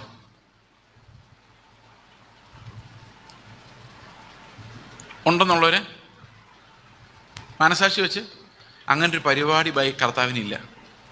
ഞാൻ ഒരു ദിവസം ഒരു സഹോദരിയോട് സംസാരിക്കുമായിരുന്നു. അപ്പോൾ അവർ എന്നോട് ചോദിച്ചു, ഈ കർത്താവിന് ഈ ഒത്തിരി നല്ല മനുഷ്യരുണ്ടല്ലോ, എല്ലാ മതങ്ങളിലുണ്ടല്ലോ, അവരെല്ലാം കർത്താവ് ഇങ്ങനെ നരകത്തിൽ വിടുമോ? അപ്പോൾ ഞാൻ ചോദിച്ചു, നിങ്ങളുടെ വിശ്വാസം എന്താണ്? അപ്പോൾ പുള്ളിക്കാർ പറഞ്ഞു, നല്ല മനസാക്ഷിയുള്ളവരൊക്കെ കർത്താവ് സ്വർഗ്ഗത്തിൽ കൊണ്ടുപോകുന്നതാണ് ഞാൻ വിശ്വസിക്കുന്നത്. അപ്പോൾ ഞാൻ ചോദിച്ചു, അങ്ങനെയാണെങ്കിൽ ഒരു എളുപ്പ വഴിയുണ്ട്. നിങ്ങൾ ഇനി സുവിശേഷം പറയാൻ പോകുമ്പോൾ ഒരിക്കലും കർത്താവിൻ്റെ വചനം പറയരുത്. കാരണം കർത്താവിൻ്റെ വചനം നിങ്ങൾ 100 പേരോട് പറഞ്ഞാൽ 95 പേര് റിജക്റ്റ് ചെയ്യത്തുള്ളൂ, 5 പേര് അക്സെപ്റ്റ് ചെയ്യത്തുള്ളൂ. അപ്പോൾ 95 പേര് നരകത്തിൽ പോവുകയും ചെയ്യും. കാരണം സുവിശേഷം കേട്ടിട്ട് തള്ളിക്കളഞ്ഞവരാ. കേൾക്കാതിരിക്കുമായിരുന്ന കുഴപ്പമില്ലായിരുന്നല്ലോ, മനസ്സിലായോ? അപ്പോൾ പിന്നെ നമ്മളൊരാളെ കാണുമ്പോൾ എന്ത് ചെയ്യണം, എന്ത് പറയണം? നിങ്ങളെല്ലാവരും നല്ല മനസാക്ഷിയിൽ ജീവിക്കണം. അത് കേട്ടാൽ 95 പേരും അംഗീകരിക്കും, അല്ലേ? കുറേ പേരൊക്കെ സ്വർഗത്തിൽ പോകാനും സാധ്യതയുണ്ട്. ക്രൂശ് മൂലമുള്ള ഇടർച്ച ഉണ്ടാവില്ല, നമ്മളെ ആരും തല്ലിക്കൊല്ലില്ല, കത്തിച്ചും കൊല്ലുകയില്ല. നമുക്ക് എല്ലാവരും ചെയ്യുന്ന എന്ത് പറഞ്ഞാൽ മതി? നല്ല മനസാക്ഷിയുള്ളവരായിട്ട് ജീവിച്ചാൽ കർത്താവ് പരിഗണിക്കും, ഇല്ലേ? പരിഗണിക്കില്ലേ? സുവിശേഷം കേൾപ്പിക്കരുത്. സുവിശേഷം കേട്ടാൽ അവർ റിജക്റ്റ് ചെയ്യും. സുവിശേഷം കേട്ടാൽ അവർ റിജക്റ്റ് ചെയ്ത് നരകത്തിൽ പോകും. അപ്പം നമ്മൾ ഈ സുവിശേഷം പറയാൻ വേണ്ടി പഠിപ്പിച്ചു വിടുന്നവരൊക്കെ എന്ത് പറയാവുള്ളൂ? നല്ല ഐഡിയ അല്ലേ? എല്ലായിടത്തും എന്ന് പറയാം, നല്ല മനസാക്ഷിയോടെ ജീവിച്ചോ. സുവിശേഷം ഒരിക്കലും കേട്ടിട്ടില്ലാത്തതുകൊണ്ട് നിങ്ങൾക്കൊരു ചാൻസ് ഉണ്ട്. നിങ്ങൾക്ക് എന്തോ പ്രശ്നം തോന്നില്ല അത്? ഇനി അത് മാത്രമല്ല, ഞാൻ അവരോട് ചോദിച്ചു, ഈ യേശുക്രിസ്തുവിൻ്റെ രക്തത്താലല്ലാതെ വീണ്ടെടുപ്പും പാപമോചനവും മനസാക്ഷി വെച്ച ഒരാൾക്ക് കിട്ടി സ്വർഗത്തിൽ പോകാൻ സാധ്യത ഉണ്ടെങ്കിൽ പിന്നെ എന്തിനാണ് കർത്താവ് ഇത്രയും കഷ്ടപ്പെട്ട് ഈ ഭൂമിയിൽ ഇറങ്ങി വന്ന് മരിച്ചത്? കുറെ നല്ല മനസാക്ഷിയുള്ളവരെ കർത്താവിനങ്ങ് കൊണ്ടുപോയാൽ പോരായിരുന്നോ? അപ്പോൾ ആ സഹോദരി എന്നോട് ചോദിക്കുക, ഈ കർത്താവ് അത്രയും കഷ്ടപ്പെട്ടു എന്നെല്ലാം പറയാനുണ്ടോ? അതിനേക്കാൾ കഷ്ടപ്പെട്ടെന്ന് എത്രയോ മനുഷ്യരുണ്ടെന്ന്. ഇതൊരു പാസ്റ്ററമ്മ എന്നോട് ചോദിച്ചത്. ഞാൻ പറഞ്ഞു, നിങ്ങൾ മാനസാന്തരപ്പെട്ടെങ്കിൽ നിങ്ങളും നിങ്ങളുടെ കൂട്ടത്തിലുള്ള എല്ലാം നശിച്ചു പോകുന്നു. യേശുക്രിസ്തുവിലൂടെ അല്ലാതെ ഒരു മനുഷ്യനിലൂടെയും ഒരു മനസാക്ഷി വഴിയിലൂടെയും യാതൊരു വഴിയിലൂടെയും രക്ഷയില്ല. സംശയമുള്ളവർക്ക് ചോദിക്കാം. അപ്പോൾ ഈ റോമാലേഖനത്തിൽ പറഞ്ഞിരിക്കുന്നത് എന്താണ്? ന്യായപ്രമാണം ഇല്ലാത്തവർക്ക് മനസാക്ഷി വെച്ചുള്ള വിധി. അങ്ങനെയല്ലേ എഴുതിയിരിക്കുന്നത്? ഓക്കെ, ന്യായപ്രമാണമുള്ളവൻ പാപം ചെയ്യുന്നില്ല, ന്യായപ്രമാണം ഉള്ളതുകൊണ്ട് പാപം ചെയ്യുന്നില്ല. മനസാക്ഷിയുള്ളവന് പ്രമാണമില്ല, പക്ഷെ മനസാക്ഷി ഉള്ളത് കൊണ്ട് അവൻ മോഷ്ടിക്കുന്നില്ല. അപ്പോൾ രണ്ടുപേരും ദൈവത്തിൻ്റെ സന്നിധിയിൽ ഒരുപോലെയാണ്. പക്ഷെ ഒരു കുഴപ്പമുണ്ട്, ന്യായപ്രമാണത്താലും ഒരു ജഡവും നീതീകരിക്കപ്പെടുന്നില്ല, മനസാക്ഷിയാലും ഒരു ജഡവും നീതീകരിക്കപ്പെടുന്നില്ല.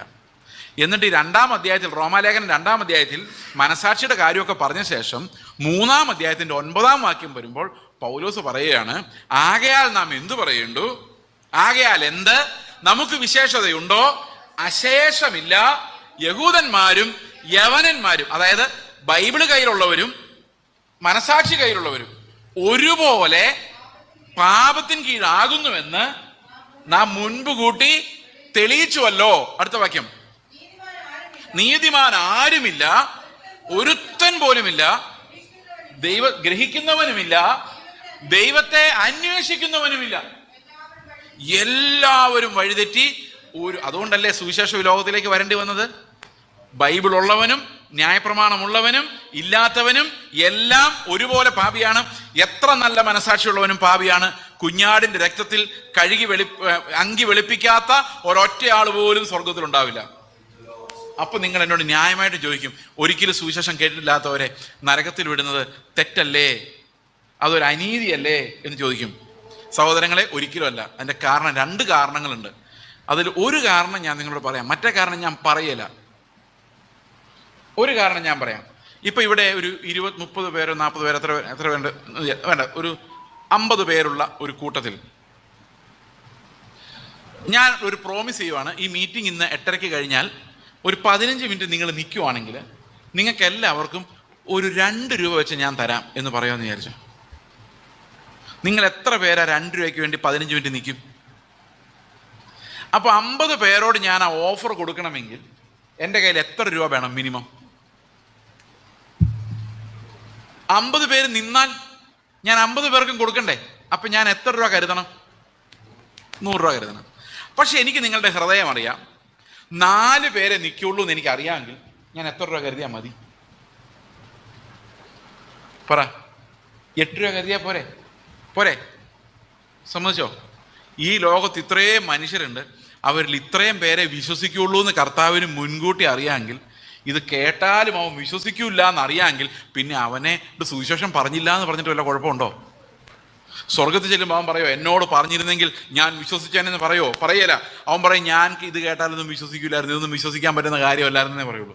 അത് മാത്രമല്ല, ലോകത്തിലെ ഏതെങ്കിലും കോർണറിൽ ഏതെങ്കിലും ഒരുത്തൻ സുവിശേഷം കേട്ടാൽ വിശ്വസിക്കുമെങ്കിൽ അവൻ്റെ അടുത്തേക്ക് ഒരാളെ പറഞ്ഞു വിടാൻ ദൈവത്തിന് പറ്റും. അങ്ങനെയാണ് മിഷണറിമാരെ അയക്കുന്നത്, അങ്ങനെയാണ് മിഷണറിമാർ പോകുന്നത്. ഇപ്പോൾ ഒരാൾ മധ്യപൂർവേഷ്യയിൽ സിറിയയിലേക്ക് മിഷണറി ആയിട്ട് പോകുന്നു. നിങ്ങൾക്കറിയാമോ, പാകിസ്ഥാനിൽ ചൈനക്കാരുടെ ഒരു സിൽക്ക് റോഡ് പദ്ധതി നടപ്പാവുന്നുണ്ടായിരുന്നു. ഈ ചൈനയിൽ അനേകം ക്രിസ്ത്യൻസ് ഉണ്ട്. അവർ എന്ത് ചെയ്യുന്നറിയാം, കൂലിപ്പണിക്കാരായിട്ട് സുവിശേഷം പറയാൻ വേണ്ടി ഈ പണിക്കാരായിട്ട്, ഈ സിൽക്ക് റോഡ് പണിയുന്ന ആൾക്കാരായിട്ട് ഇതിനകത്ത് കയറും, പാകിസ്ഥാനകത്ത് കയറും. എന്തുമാത്രം സുവിശേഷമില്ല ഈ ചൈനക്കാരൊക്കെ ചെയ്യുന്നതെന്നറിയോ? ചൈനക്കാരും കൊറിയക്കാരുമാണ് ഇന്ന് ഏറ്റവും കൂടുതൽ സുവിശേഷം പറയുന്നത്. ആദ്യമൊക്കെ അമേരിക്കക്കാരും ബ്രിട്ടീഷുകാരൊക്കെ ആയിരുന്നു, അവരൊക്കെ പരിപാടി നിർത്തി. ഇപ്പം നമ്മളൊക്കെയാണ് ഇനി പോകേണ്ടത്. പക്ഷെ നമ്മളിപ്പം നമ്മുടെ കാര്യം തന്നെ നോക്കാൻ സമയമില്ലാതിരിക്കുകയാണ്. അന്നേരമാണ് സുവിശേഷം പറയാൻ പോകുന്നത്. ഇന്ന് ആ കർത്താവിന് വേണ്ടി മരിക്കാൻ പോകുന്നതല്ല. നിങ്ങൾക്കറിയാമോ, ഈ ആൻഡമാൻ നിക്കോബാർ ഐലൻഡ്സിനകത്ത് സെന്റിനൽ ദ്വീപ് എന്ന് പറഞ്ഞൊരു ദ്വീപിൽ ഒരു സഹോദരൻ പോയി മരിച്ചത്. ജോൺ എന്ന് പേരുള്ള ഒരാൾ, ഫുൾ നെയിം എനിക്ക് ഓർമ്മയില്ല. അവരെ പ്രാർത്ഥിച്ചു വിട്ട പാസ്റ്ററിനെ ഞങ്ങളുടെ സഭയിൽ ഒരു ബ്രദറിനെ അറിയാം. അത് ഒരാളല്ല, അവരൊരു സംഘം വെയിറ്റ് ചെയ്തിരിക്കുമോ മരിക്കാൻ തയ്യാറായിട്ട്. അതായത് അവിടെ ചെന്നേ പറ്റൂ. മരണത്തെ ഗണ്യമാക്കാത്ത വലിയൊരു സമൂഹം നമ്മുടെ ചുറ്റുമുണ്ട്. അതിനർത്ഥം എന്താണ്? അവിടെ ദൈവം കണ്ടിട്ടുള്ള ആരെങ്കിലും അവിടെ ഉണ്ടെങ്കിൽ എല്ലാ പ്രതിബന്ധങ്ങളെയും മാറ്റി ദൈവം അവിടെ ആളെ കടത്തിവിടും. കാരണം ദൈവത്തിന് ഏത് പ്രതിബന്ധത്തെയും മാറ്റാൻ പറ്റും. അങ്ങനെയാണ് കർത്താവ് രക്ഷിക്കുന്നത്. ഒരൊറ്റയാൾ പോലും നശിച്ചു പോകില്ല. മനസ്സിലാവുന്നുണ്ടോ? ഇപ്പം ദൈവം ചെയ്തതെല്ലാം ന്യായമായിട്ട് തോന്നുന്നുണ്ടോ? കുറച്ചെങ്കിലും തോന്നിയാൽ മതിയായിരുന്നു. നമുക്ക് ദൈവം ചെയ്യുന്ന ന്യായമാണെന്ന് തോന്നിയില്ലെങ്കിൽ ദൈവം എന്ത് ചെയ്യും, അല്ലേ? ദൈവത്തിന് നമ്മളോട് ആരോട് ഉത്തരം പറയേണ്ട ഒരു കാര്യമില്ല. അവനെല്ലാം നീതിയായിട്ട് ചെയ്യുള്ളൂ. നമുക്ക് മനസ്സിലാകുന്നില്ല എന്നൊരൊറ്റ കുഴപ്പം മാത്രം, നമ്മുടെ ബുദ്ധിക്കുറവെന്ന് മാത്രമേ ഉള്ളൂ. ഓക്കെ, അപ്പോൾ നമ്മുടെ ആത്മാക്കൾ ഉറങ്ങുകയല്ല, നമ്മൾ നേരെ കർത്താവിൻ്റെ അടുത്തേക്ക് പോവുകയാണ്. അതുപോലെ ദുഷ്ടന്മാർ മരിക്കുമ്പോൾ അവർ ഈ യാതനാസ്ഥലത്തേക്ക്, അതായത് യാതനാസ്ഥലത്തേക്ക് അവരുടെ സോൾ, ശരീരം ഇവിടെ കിടക്കുവാണല്ലോ, ആ സോൾ ഒരു ടോർമെന്റ് സ്റ്റേജിലേക്ക് പോവുകയാണ്. ഇതെല്ലാം സ്പിരിച്വൽ പ്ലേസസ് ആണ്. അപ്പോൾ യാതനാ സ്ഥലത്തേക്ക് അവർ പോകുന്നതായിട്ടാണ് നമ്മൾ മനസ്സിലാക്കുന്നത്. അതിനും ഈ ഒരു കാര്യമുണ്ടോ, സാത്താൻ, നരകം, ദുഷ്ടന്മാരുടെ അവസാനം, ഈ വക കാര്യങ്ങളെക്കുറിച്ച് വളരെ പരിമിതമായ വെളിപ്പാടുകൾ മാത്രമേ ബൈബിളിൽ പറഞ്ഞിട്ടുള്ളൂ. കാരണം അത് നമ്മൾ അന്വേഷിക്കേണ്ട കാര്യമല്ല. സാത്താൻ എങ്ങനെ ഉണ്ടായത്, സാത്താൻ്റെ മർമ്മങ്ങൾ എന്തൊക്കെയാണ്, സാത്താൻ്റെ ശക്തി, ഇതൊന്നും നമ്മൾ അറിയേണ്ട കാര്യമില്ല. നമ്മൾ കർത്താവിനെ കുറിച്ച് മാത്രം അറിഞ്ഞാൽ മതി. സാത്താൻ്റെ തന്ത്രങ്ങളെക്കുറിച്ച് നമ്മൾ അറിവുള്ളവരായിരിക്കണം. പക്ഷെ ഒരിക്കലും പറയരുത് സാത്താന് ഭയങ്കര ശക്തിയാണ്. എന്താ കുഴപ്പമെന്നറിയോ? സാത്താന് ശക്തിയാന്ന് പറയുന്ന ഒരു വർഷിപ്പാണ്. നമ്മൾ ദൈവത്തോട് പറയില്ലേ, ബലവാനായ ദൈവം, സർവശക്തനായ ദൈവം എന്ന് പറയുമ്പോൾ നമ്മൾ ദൈവത്തെ ആരാധിക്കുക. അതുപോലെ സാത്താന് ഭയങ്കര ശക്തിയാ ബ്രദറെ എന്ന് പറയുമ്പോൾ നമ്മൾ എന്താ ചെയ്യുന്നത്? ശരിയല്ലേ? നമ്മൾ അവന് ബലം കരയറ്റുക. ഇന്ന് നമ്മുടെ വീട്ടിൽ നിന്ന് ഈ സാത്താൻ്റെ പോരാട്ടം മാറാത്തത് അവൻ ഈ ബലം കൊടുക്കുന്നുണ്ടാണ്. എതിർത്ത് പോരാന്ന് പറഞ്ഞാൽ അവൻ നിമിഷം നേരം കൊണ്ട് പോകും. പക്ഷെ ഇവർ സമ്മതിക്കില്ല. പോരാട്ടം ഉണ്ടെന്നല്ലേ പറയുന്നത്. ഒരു പോരാട്ടം ഇല്ലെന്ന് പറഞ്ഞാൽ ഒരു പോരാട്ടവും ഇല്ല. ഞാൻ വിശ്വാസമുണ്ട്, 10-28 വർഷമായി എനിക്ക് ഇന്നേ വരെ ഒരു പോരാട്ടവും തോന്നിയിട്ടില്ല. എൻ്റെ മോഹങ്ങളാൽ വശീകരിക്കപ്പെട്ട് പലപ്പോഴും പോരാട്ടത്തിൽ വന്നിട്ടുണ്ട്. പക്ഷേ ഈ സാത്താൻ ഇങ്ങനെ വന്ന് അതിൻ്റെ ഒന്നും ആവശ്യമില്ല. കർത്താവിൻ്റെ അടുത്ത് പരീക്ഷിക്കാൻ സാത്താൻ ഡയറക്റ്റ് പോകണമായിരുന്നു, അല്ലേ? കാരണം കർത്താവിൻ്റെ ഉള്ളിൽ പാപമില്ലായിരുന്നു. നമ്മളെ പരീക്ഷിക്കാൻ സാത്താൻ വരേണ്ട കാര്യമൊന്നുമില്ല. ഓൾറെഡി നമ്മുടെ ഉള്ളിൽ ഈ സാധനങ്ങളെല്ലാം ഉണ്ട്. നമ്മൾ ചുമ്മാ പോയ വഴിക്ക് എല്ലാം ഈ പരീക്ഷണത്തിലൂടെ അകപ്പെട്ടുകൊണ്ടിരിക്കുന്നത്. സാത്താൻ തന്ത്രത്തിലാണ് നമ്മളെ കുരുക്കുന്നത്. ഇപ്പം തന്ത്രത്തിൽ അവൻ ആരാധന സ്വീകരിച്ചത് കണ്ടോ? ഈ സാത്താൻ്റെ തന്ത്രങ്ങൾ എന്ന് പറയുന്നത് നമ്മളെ ഞെട്ടിപ്പിക്കുന്ന തന്ത്രങ്ങളാണ്. അതിനെക്കുറിച്ച് പറയാനുള്ള സമയമില്ല, അത് വേറൊരു ടോപ്പിക്കാണ്. ഈ സാത്താൻ്റെ തന്ത്രങ്ങൾ, സ്കീമിങ് ഡെവിളിൻ്റെ പരിപാടി മുഴുവൻ തന്ത്രങ്ങൾ. അവന് ശക്തിയില്ല. നമ്മൾ എതിർത്ത് നിന്ന് കഴിഞ്ഞാൽ, ഈ കുഞ്ഞാട് ക്രൂശിൽ മരിക്കുമ്പോൾ അവൻ്റെ തലയെ തകർത്ത് കളഞ്ഞതാണ്. അവനെ അടിയറ പറയിപ്പിച്ചത്. അവന് ശക്തിയില്ല, പക്ഷെ അവന് ഭയങ്കര തന്ത്രങ്ങളാണ്. നമ്മളെ കുരുക്കി നമ്മുടെ വിശ്വാസത്തെ അപഹരിച്ച് കളയാനുള്ള ടെക്നിക്കുകളെല്ലാം അവൻ്റെ അടുത്തുണ്ട്.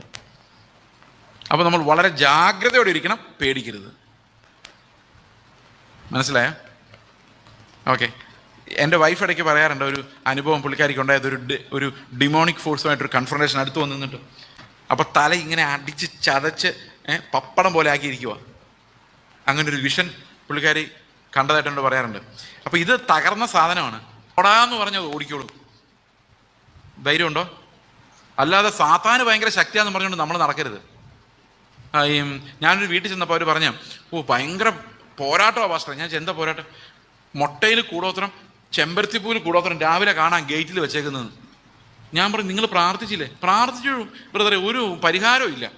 ഉപവാസം എടുത്ത് പ്രാർത്ഥിച്ചു ബ്രദറെ, പോയില്ല. അപ്പം ഞാൻ പറഞ്ഞൊരു കാര്യം ചെയ്ത് വിട്ടിട്ട് അവരുടെ കൂടെ പോകാം. കാരണം ശക്തി ആർക്കാ? ഇന്ന് നമ്മൾ നോക്കുമ്പം കർത്താവിന് നമ്മളെ രക്ഷപ്പെടുത്തണമെന്നും നമ്മുടെ ലോൺ മാറ്റണമെന്നും നമ്മുടെ രോഗം മാറ്റണമെന്നും നമ്മുടെ പിള്ളേരെ എങ്ങനെ അമേരിക്കയിൽ എത്രയ്ക്കൊന്നും ആഗ്രഹം ഉണ്ടെങ്കിലും ഈ സാത്താൻ സമ്മതിക്കാത്തതുകൊണ്ട് ഒരു പണിയും നടക്കുന്നില്ല. അപ്പം ആർക്കാ ശക്തി എന്നാണ് നിങ്ങൾ പറയുന്നത്? അത് അതിൻ്റെ കൂടെ നിങ്ങളും കൂടി ശാസിക്കുന്ന പ്രവാചകന്മാരും കൂടി എല്ലാവരുടെ ശാസിച്ചിട്ടും ദൈവത്തിൻ്റെ ഇഷ്ടം നടക്കുന്നില്ല, നിങ്ങളുടെ ഇഷ്ടം നടക്കുന്നില്ല, സാത്താൻ്റെ ഇഷ്ടം നടക്കുന്നുള്ളൂ. അപ്പോൾ ആരാ വലിയ ശക്തിമാൻ ഇതിനകത്ത്? എന്തൊരു മണ്ടത്തരമല്ലേ! കർത്താവ് അറിയാതെ നമ്മുടെ തലമുടിയുടെ ഒരു നാര് പോലും താഴെ വീഴുകയില്ല. ഓക്കെ, ഇനി ഒരു പ്രധാനപ്പെട്ട ഒന്ന് രണ്ട് മരണത്തെക്കുറിച്ചുള്ള ഒന്ന് രണ്ട് വിഷയങ്ങളിലേക്ക് നമ്മൾ വരാൻ പോവുകയാണ്. അതിനു മുമ്പ് ഇതൊന്ന് കൺക്ലൂഡ് ചെയ്തിട്ട് അങ്ങോട്ട് വരാം. ഓക്കെ, അപ്പോൾ വിശ്വസിക്കാത്തവരുടെ ന്യായവിധി ഇപ്പോൾ തന്നെ വന്നുമിരിക്കുന്നു എന്നാണ് ബൈബിൾ പറയുന്നത്. അതായത് ദേ ഓൾറെഡി സ്റ്റാർട്ടഡ് ദാറ്റ് പണിഷ്മെന്റ്. അപ്പോൾ ഈ ന്യായവിധി വരുന്നതിൻ്റെ ഒരു അടയാളമാണ്.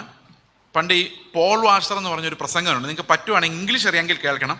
അത് അമേരിക്കയിലുള്ള ഒരു പ്രസംഗകനാണ്, ഭയങ്കര പവർഫുൾ ആയിട്ടുള്ളൊരു പ്രസംഗകനാണ്. അദ്ദേഹം ഇപ്പം ഹാർട്ടിന് പ്രോബ്ലമായിട്ട് റെസ്റ്റിങ്ങിലാണ്. യൂട്യൂബിൽ പോൾ ഡബ്ല്യു നടിക്കുമ്പോഴേക്കും ഒരു ഇഷ്ടം പോലെ വീഡിയോസ്. അദ്ദേഹം ഒരു മിഷണറി കൂടിയാണ്. പെറു, ഇങ്ങനെ ലാറ്റിൻ അമേരിക്കൻ രാജ്യങ്ങളിൽ സ്ട്രീറ്റ് നിന്ന് പ്രസംഗിക്കുന്ന അദ്ദേഹത്തിന് ഹൈദരാബാദിലൊക്കെ വർക്കുണ്ട്. കണ്ട വളരെ യങ്ങായിട്ട് തോന്നും, പക്ഷേ മിഡിൽ ഏജ്ഡാണ്. വളരെ നല്ല ഒരു ശുശ്രൂഷയാണ് പോൾ വാഷർ എന്ന് പറയുന്ന ആൾ. അപ്പോൾ അദ്ദേഹം ഒരിക്കൽ പറഞ്ഞാണ്, നിങ്ങൾ ഒരുപക്ഷെ ചിന്തിക്കുമായിരിക്കും ഈ പ്രോസ്പെരിറ്റി തിയോളജി, ഈ പാസ്റ്റർമാർ ചൂഷണം ചെയ്യുന്നു, അവരുടെ എല്ലാം മുമ്പിൽ ഇരുന്ന് ഇങ്ങനെ ആളുകൾ പോയിരുന്ന് അവർ ഇത്രയും പേര് നശിച്ചു പോവാണല്ലോ എന്ന് നിങ്ങൾ വിചാരിച്ച് വിഷമിക്കേണ്ട കാര്യമൊന്നുമില്ല. കാരണം സ്റ്റേജിൽ നിൽക്കുന്നവനും ഈ കേൾക്കാനിരിക്കുന്നവരും അന്വേഷിക്കുന്ന കർത്താവിനെ അല്ല. എന്താ അന്വേഷിക്കുന്നത്? സ്റ്റേജിൽ നിൽക്കുന്നവൻ പോപ്പുലാരിറ്റി, പണം. ഇരിക്കുന്നവരെന്താ അന്വേഷിക്കുന്നത്? വിടുതൽ, പൈസ, ജോലി. അപ്പോൾ കർത്താവിനെ അന്വേഷിക്കാത്ത ഒരു കൂട്ടം ജനത്തിന് അവർക്ക് പറ്റിയ ശുശ്രൂഷകരെ കൊടുത്തിട്ട് അവർക്ക് ന്യായവിധി സ്റ്റാർട്ട് ചെയ്ത് തന്നെ കഴിഞ്ഞു എന്നാണ് തിമോത്തിയോസ് ലേഖനത്തിൽ പറയുന്നത്. അവരെ ഈ വഞ്ചനയ്ക്ക് ഇരയാകാൻ തക്കവണ്ണം ദൈവം അവരെന്ത് ചെയ്തു? ഇതിന് ഏൽപ്പിച്ചു കൊടുക്കുമായിരുന്നു. അതായത് അതൊരു പണിഷ്മെൻറ്റിൻ്റെ ഭാഗമാണ്, ജഡ്ജ്മെൻറ്റിൻ്റെ ഭാഗമാണ്. നമുക്കിത് ബോഷ്ക്ക് കേൾക്കേണ്ടി വരുന്നതും അത് വിശ്വസിക്കേണ്ടി വരുന്നതും. ഓക്കെയാണോ? സമ്മതിച്ചോ? ഓക്കെ, ഇനി നമുക്ക് മാന്യമായി എങ്ങനെ മരിക്കാം എന്നൊരു ചോദ്യത്തിലേക്ക് നമ്മൾ വരിക. നിങ്ങൾക്ക് എത്ര പേർക്ക് ആഗ്രഹമുണ്ട് മാന്യമായി മരിക്കണമെന്ന്? കോവിഡ് ഒന്ന് വിളിച്ച് മരിച്ചാൽ മാന്യമായ മരണമാണോ? വണ്ടി ഇടിച്ച് മരിച്ചാൽ, ആൾക്കാർ തല്ലിക്കൊന്ന ഏതാ മാന്യമായ മരണം? ചില ആൾക്കാർ പറയാറുണ്ട് ആക്സിഡൻ്റ് ഉണ്ടായി മരിച്ചാൽ അത് മാന്യമായ മരണമല്ല, അത് ശാപമാണ്. പക്ഷെ എനിക്കൊരു പ്രശ്നം ഇതാണ്, ബൈബിളിൽ എവിടെയാണ് അങ്ങനെയുള്ളത്? ലോകത്തിൽ ഏറ്റവും അറിയപ്പെടുന്ന സത്യം മാത്രം പ്രവചിച്ച ഒരു പ്രവാചകൻ, അദ്ദേഹത്തിൻ്റെ പേര് ഞാൻ മറന്നുപോയി, അദ്ദേഹത്തിൻ്റെ പേര് മറക്കാൻ പാടില്ലായിരുന്നു. നിക്കി ക്രൂസ്, ആർക്കെങ്കിലും അറിയാമോ നിങ്ങൾക്ക്? അദ്ദേഹം ഒരു ആക്സിഡൻറ്റിലാണ് മരിച്ചത്. ഈ അടുത്തിടെ പ്രായമായിട്ടാണ് മരിച്ചത്. എൻ്റെ പേര് ഓർക്കാൻ പറ്റാത്തൊരു ഭയങ്കര കഷ്ടമാണല്ലോ. എനിവേ, അപ്പോൾ ഒത്തിരി ശുശ്രൂഷകർ ആക്സിഡൻറ്റ് മരിക്കുന്നുണ്ട്, പ്രായമായി മരിക്കുന്നുണ്ട്. ഓക്കെ, അതുപോലെ എന്താ പറയുന്നത്, രോഗം വന്ന് മരിക്കുന്നുണ്ട്. ഏറ്റവും നല്ല മരണം ഏതാ? പ്രസംഗിച്ചുകൊണ്ടിരിക്കുമ്പം മരിക്കുക. അന്നേരം പറയൂ, പ്രസംഗിച്ച ശുശ്രൂഷയുടെ നടുവിൽ തന്നെ കർത്താവിൻ്റെ അടുത്തേക്ക് പോകാൻ പറ്റി. പ്രിയ സഹോദരങ്ങളെ, എങ്ങനെ വേണേലും മരിക്കാം. വൃത്തികേട് കാണിച്ചിട്ട് നാട്ടുകാർ തല്ലിക്കൊല്ലായിരുന്നാൽ മതി. മനസ്സിലായോ? കയ്യിലിരിപ്പ് കാരണം നാട്ടുകാർ ഓടിക്കുമ്പം കുഴിയിൽ വീണ് മരിക്കുക, അങ്ങനെയുള്ള വൃത്തികെട്ട മരണങ്ങളൊന്നും നമുക്ക് പാടില്ല. അതുപോലെ തന്നെ എന്താ പറയുന്നത്, തല്ലിപ്പൊളി ആയിട്ട് ജീവിച്ചിട്ട് അവസാനം പോലീസ് പിടിച്ചുകൊണ്ട് പോവുക, ഇങ്ങനെയുള്ള പരിപാടികളിൽ അകപ്പെടാതെ നമുക്ക് എങ്ങനെ വേണമെങ്കിലും സമാധാനമായി മരിക്കാം. എങ്ങനെ മരിച്ചാലും എപ്പം മരിച്ചാലും കർത്താവിൻ്റെ സന്നിധിയിൽ വിശ്വസിക്കുന്ന എല്ലാവരും എത്തും. അതുകൊണ്ട് മാന്യമായി മരിക്കുക എന്ന് പറഞ്ഞാൽ എൻ്റെ അർത്ഥം വിശുദ്ധീകരണത്തിൽ മരിക്കുക എന്നാണ്. We need to be sanctified when we die. പണ്ടൊരു പ്രസംഗം എന്നോട് എറണാകുളത്ത് എപ്പോഴും പറയുമായിരുന്നു, ആക്സിഡൻറ്റിൽ മരിക്കുന്നത്, പേര് പറയല്ല, ആക്സിഡൻറ്റ് മരിക്കുന്നത് ശാപമാണ്. പക്ഷെ അദ്ദേഹം ആക്സിഡൻറ്റിലാണ് മരിച്ചത്. അത് ദൈവം തന്നെ അത് ചെയ്യിപ്പിച്ചതാണ്. കാരണം ഒത്തിരി ആളുകളുടെ ജീവിതത്തിലേക്ക് അസമാധാനം ഉണ്ടാക്കുന്ന ഒരു ഉപദേശം അത്. ഏറെങ്കിലും ആക്സിഡൻറ്റ് മരിച്ചിട്ടുണ്ടെങ്കിൽ നമുക്കൊരു പ്രത്യാശയുമില്ല, കാരണം ശാപത്തിനിരയായി എന്നവർ വിചാരിക്കുന്നത്. സഹോദരങ്ങളെ, അങ്ങനെ ഒരു വചനവും ബൈബിളിലില്ല. എങ്ങനെ വേണമെങ്കിലും മരിക്കാം. കപ്പൽ ഛേദത്തിൽ അകപ്പെട്ടപ്പോൾ വേണമെങ്കിൽ അവർക്ക് മരിക്കാമായിരുന്നു. അവർ പലപ്പോഴും മരണഭയത്തിലായി, കപ്പൽ ഛേദത്തിലായി, ഇല്ലേ? അപ്പോൾ ഏത് സമയത്തും ഏത് രീതിയിൽ വേണമെങ്കിലും ആളുകൾക്ക് മരിക്കാം. കോവിഡ് വന്ന സമയത്ത് ആൾക്കാർ പറയുമായിരുന്നു, ഞങ്ങളിൽ ആർക്കും കോവിഡ് വരില്ല. എത്ര പേരെ പറഞ്ഞെന്നറിയോ? ഓർമ്മയുണ്ടോ അത്? പലരും പറഞ്ഞു കോവിഡ് വിശ്വാസികളെ തൊടില്ല. എത്ര പേര് കേട്ടായിരുന്നത്? ചില ആൾക്കാർ കോവിഡിനെ കുവൈറ്റ് വഴി പറപ്പിച്ചായിരുന്നു, പക്ഷെ അതെല്ലാം തിരിച്ചു വന്നു. അത് വിശ്വാസികളെ ബാധിച്ചു. പാസ്റ്റർമാരാണ് ഏറ്റവും കൂടുതൽ ബാധിച്ചത്. കാരണം പാസ്റ്റർമാരാണ് ഈ വീടുകളിൽ കയറി ഇറങ്ങേണ്ടി വന്നത്. ആർക്കും പോകാൻ പറ്റാത്തടത്ത് ഇവർക്ക് പോകേണ്ടി വന്നു. അതുകൊണ്ട് ഒത്തിരി പാസ്റ്റേഴ്സ് ആ സമയത്ത് ജീവൻ വെടിഞ്ഞതായിട്ട് നമുക്ക് കാണാൻ പറ്റും. ഒത്തിരി വിശ്വാസികൾ, ഞങ്ങളുടെ സഭയിൽ തന്നെ ഏറ്റവും കൂടുതൽ ഞങ്ങൾ ശുശ്രൂഷയിൽ പ്രയോജനപ്പെട്ടുകൊണ്ടിരുന്ന ആളുകൾ 1-2 പേര് ആ സമയത്താണ് കർത്താവിൽ നിദ്ര പ്രാപിച്ചത്. ഓക്കെ, അപ്പോൾ എങ്ങനെ വേണമെങ്കിലും നമുക്ക് മരിക്കാം. ഇനി ഒരു പ്രധാനപ്പെട്ട ചോദ്യം എന്ന് പറയുന്നത് സൂയിസൈഡിനെ കുറിച്ചാണ്. ആത്മഹത്യ ചെയ്യുന്നവരുടെ സ്ഥിതി എന്താണ് എന്നുള്ളതാണ്. നമുക്കത് പരിശോധിക്കുന്നതിന് മുമ്പ് ഇത് വളരെ സൂക്ഷിച്ച് കേൾക്കേണ്ട ഒരു കാര്യമാണ്. ആത്മഹത്യ ചെയ്യുന്ന ഒരാൾ സ്വർഗത്തിൽ പോകുമോ നരകത്തിൽ പോകുമോ എന്നുള്ളൊരു ചോദ്യം. ശരിക്കും നമ്മൾ മരണം എന്താണ് എന്ന് സംസാരിച്ചുകൊണ്ടിരുന്നപ്പോൾ എന്താ പറഞ്ഞത്? നമ്മുടെ ആത്മാവും മൈൻഡും കൂടെ ഒന്നായിട്ട് കർത്താവിൻ്റെ അടുക്കിലേക്ക് പോകുന്നതിനെയാണ് നമ്മൾ എന്തോ പറയുന്നത്? മരണം എന്ന് പറയുന്നത്, അല്ലേ? അങ്ങനെയല്ലേ പറഞ്ഞത്? അപ്പോൾ കർത്താവിൻ്റെ അടുത്തേക്ക് എന്തൊക്കെയാണ് പോകുന്നത്? Mind and soul. അത് ഒരേ തോട്ട് പ്രോസസ്സിലേക്കാവും ഒരു വിശ്വാസിയുടെ മരണത്തിൽ സംഭവിക്കുന്നത്. മനസ്സിലാവുന്നുണ്ടോ ഞാൻ പറയുന്നത്? അപ്പോൾ എൻ്റെ മൈൻഡിന് എന്തിനോട് ഒബ്ജക്ഷൻ ഇല്ല, സ്പിരിറ്റ് പറയുന്ന ഒന്നിനോട് ഒബ്ജക്ഷൻ ഇല്ല. ഈ മരിക്കുന്ന സമയത്ത് എല്ലാ വിശുദ്ധന്മാരും അങ്ങനെയാണ്, മിക്കവാറും എല്ലാവരും. അതായത് മൈൻഡ് അങ്ങോട്ട് എഗ്രി ചെയ്യും, പോകാൻ റെഡിയാവും. അതുവരെ മസിൽ പിടിച്ച് ഇരുന്നവരെല്ലാം ആ സമയമാകുമ്പോൾ പോകാൻ റെഡിയാവും. അതാണ് ആ mind agreeing with the spirit. Come let us go എന്നുള്ള ശബ്ദം ഈ മൈൻഡ് കേൾക്കുക. അത് മൈൻഡിന് ഭയങ്കര ആശ്വാസമാണ്. അപ്പോൾ ആത്മാവിൻ്റെ ശബ്ദമാണ് എന്ത്? വാ നമുക്ക് പോകാം എന്നുള്ളത്, അല്ലേ? ആണോ? അല്ലേ? ഓക്കെ, അപ്പോൾ സൂയിസൈഡിലുള്ള പ്രോബ്ലം എന്ന് പറയുന്നത് സ്പിരിറ്റ് പറയുന്നതല്ല, മൈൻഡ് കേൾക്കുന്നത്. മനസ്സിലാകുന്നുണ്ടോ? സ്പിരിറ്റ് പറയുമോ പോയി ചാവാന്ന്? ഒരിക്കലും പറയില്ല. അപ്പോൾ മൈൻഡ് ഈ മരണം സ്വീകരിക്കുന്ന സ്പിരിറ്റിൻ്റെ അഡ്വൈസിലല്ല, മൈൻഡിൻ്റെ ഇൻഡിപെൻഡൻസിലാണ്. അതായത് മൈൻഡ് എന്തിനോട് എഗ്രി ചെയ്യുന്നില്ല? ഈ ആത്മാവിനോട് ഒട്ടും എഗ്രി ചെയ്യുന്നില്ല. അപ്പോൾ ശരിക്കും സൂയിസൈഡ് ചെയ്യുമ്പോൾ സംഭവിക്കുന്നത് we are denying the sanctification and salvation. അതായത് ആത്മാവിനെ നിഷേധിക്കുകയാണ് സൂയിസൈഡിലൂടെ ഒരാൾ ചെയ്യുന്നത്. മനസ്സിലാവുന്നുണ്ടോ? നിങ്ങളിങ്ങനെ മിണ്ടാതിരിക്കുന്നുണ്ട് മനസ്സിലാവും. എനിക്ക് ഒന്നാമത് എല്ലാവരുടെ മുഖം കാണാനും പറ്റുന്നില്ല. കാഴ്ചയുടെ കുറവാണോ? ഇത് കണ്ണാടി മുഴുവൻ പുക, അതുകൊണ്ട് ഇത് വെച്ചിട്ടും വലിയ കാര്യമില്ല.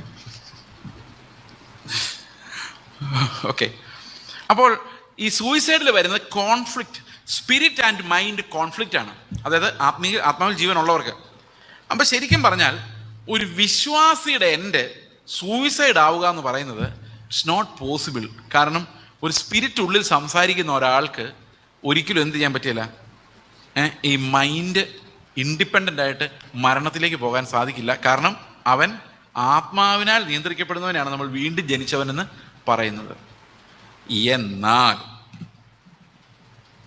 വിധിക്കരുത്. ഒരാൾ സൂയിസൈഡ് ചെയ്തൊരു സ്ഥലത്ത് നിങ്ങൾ ചെന്നു എന്ന് വിചാരിച്ചോ,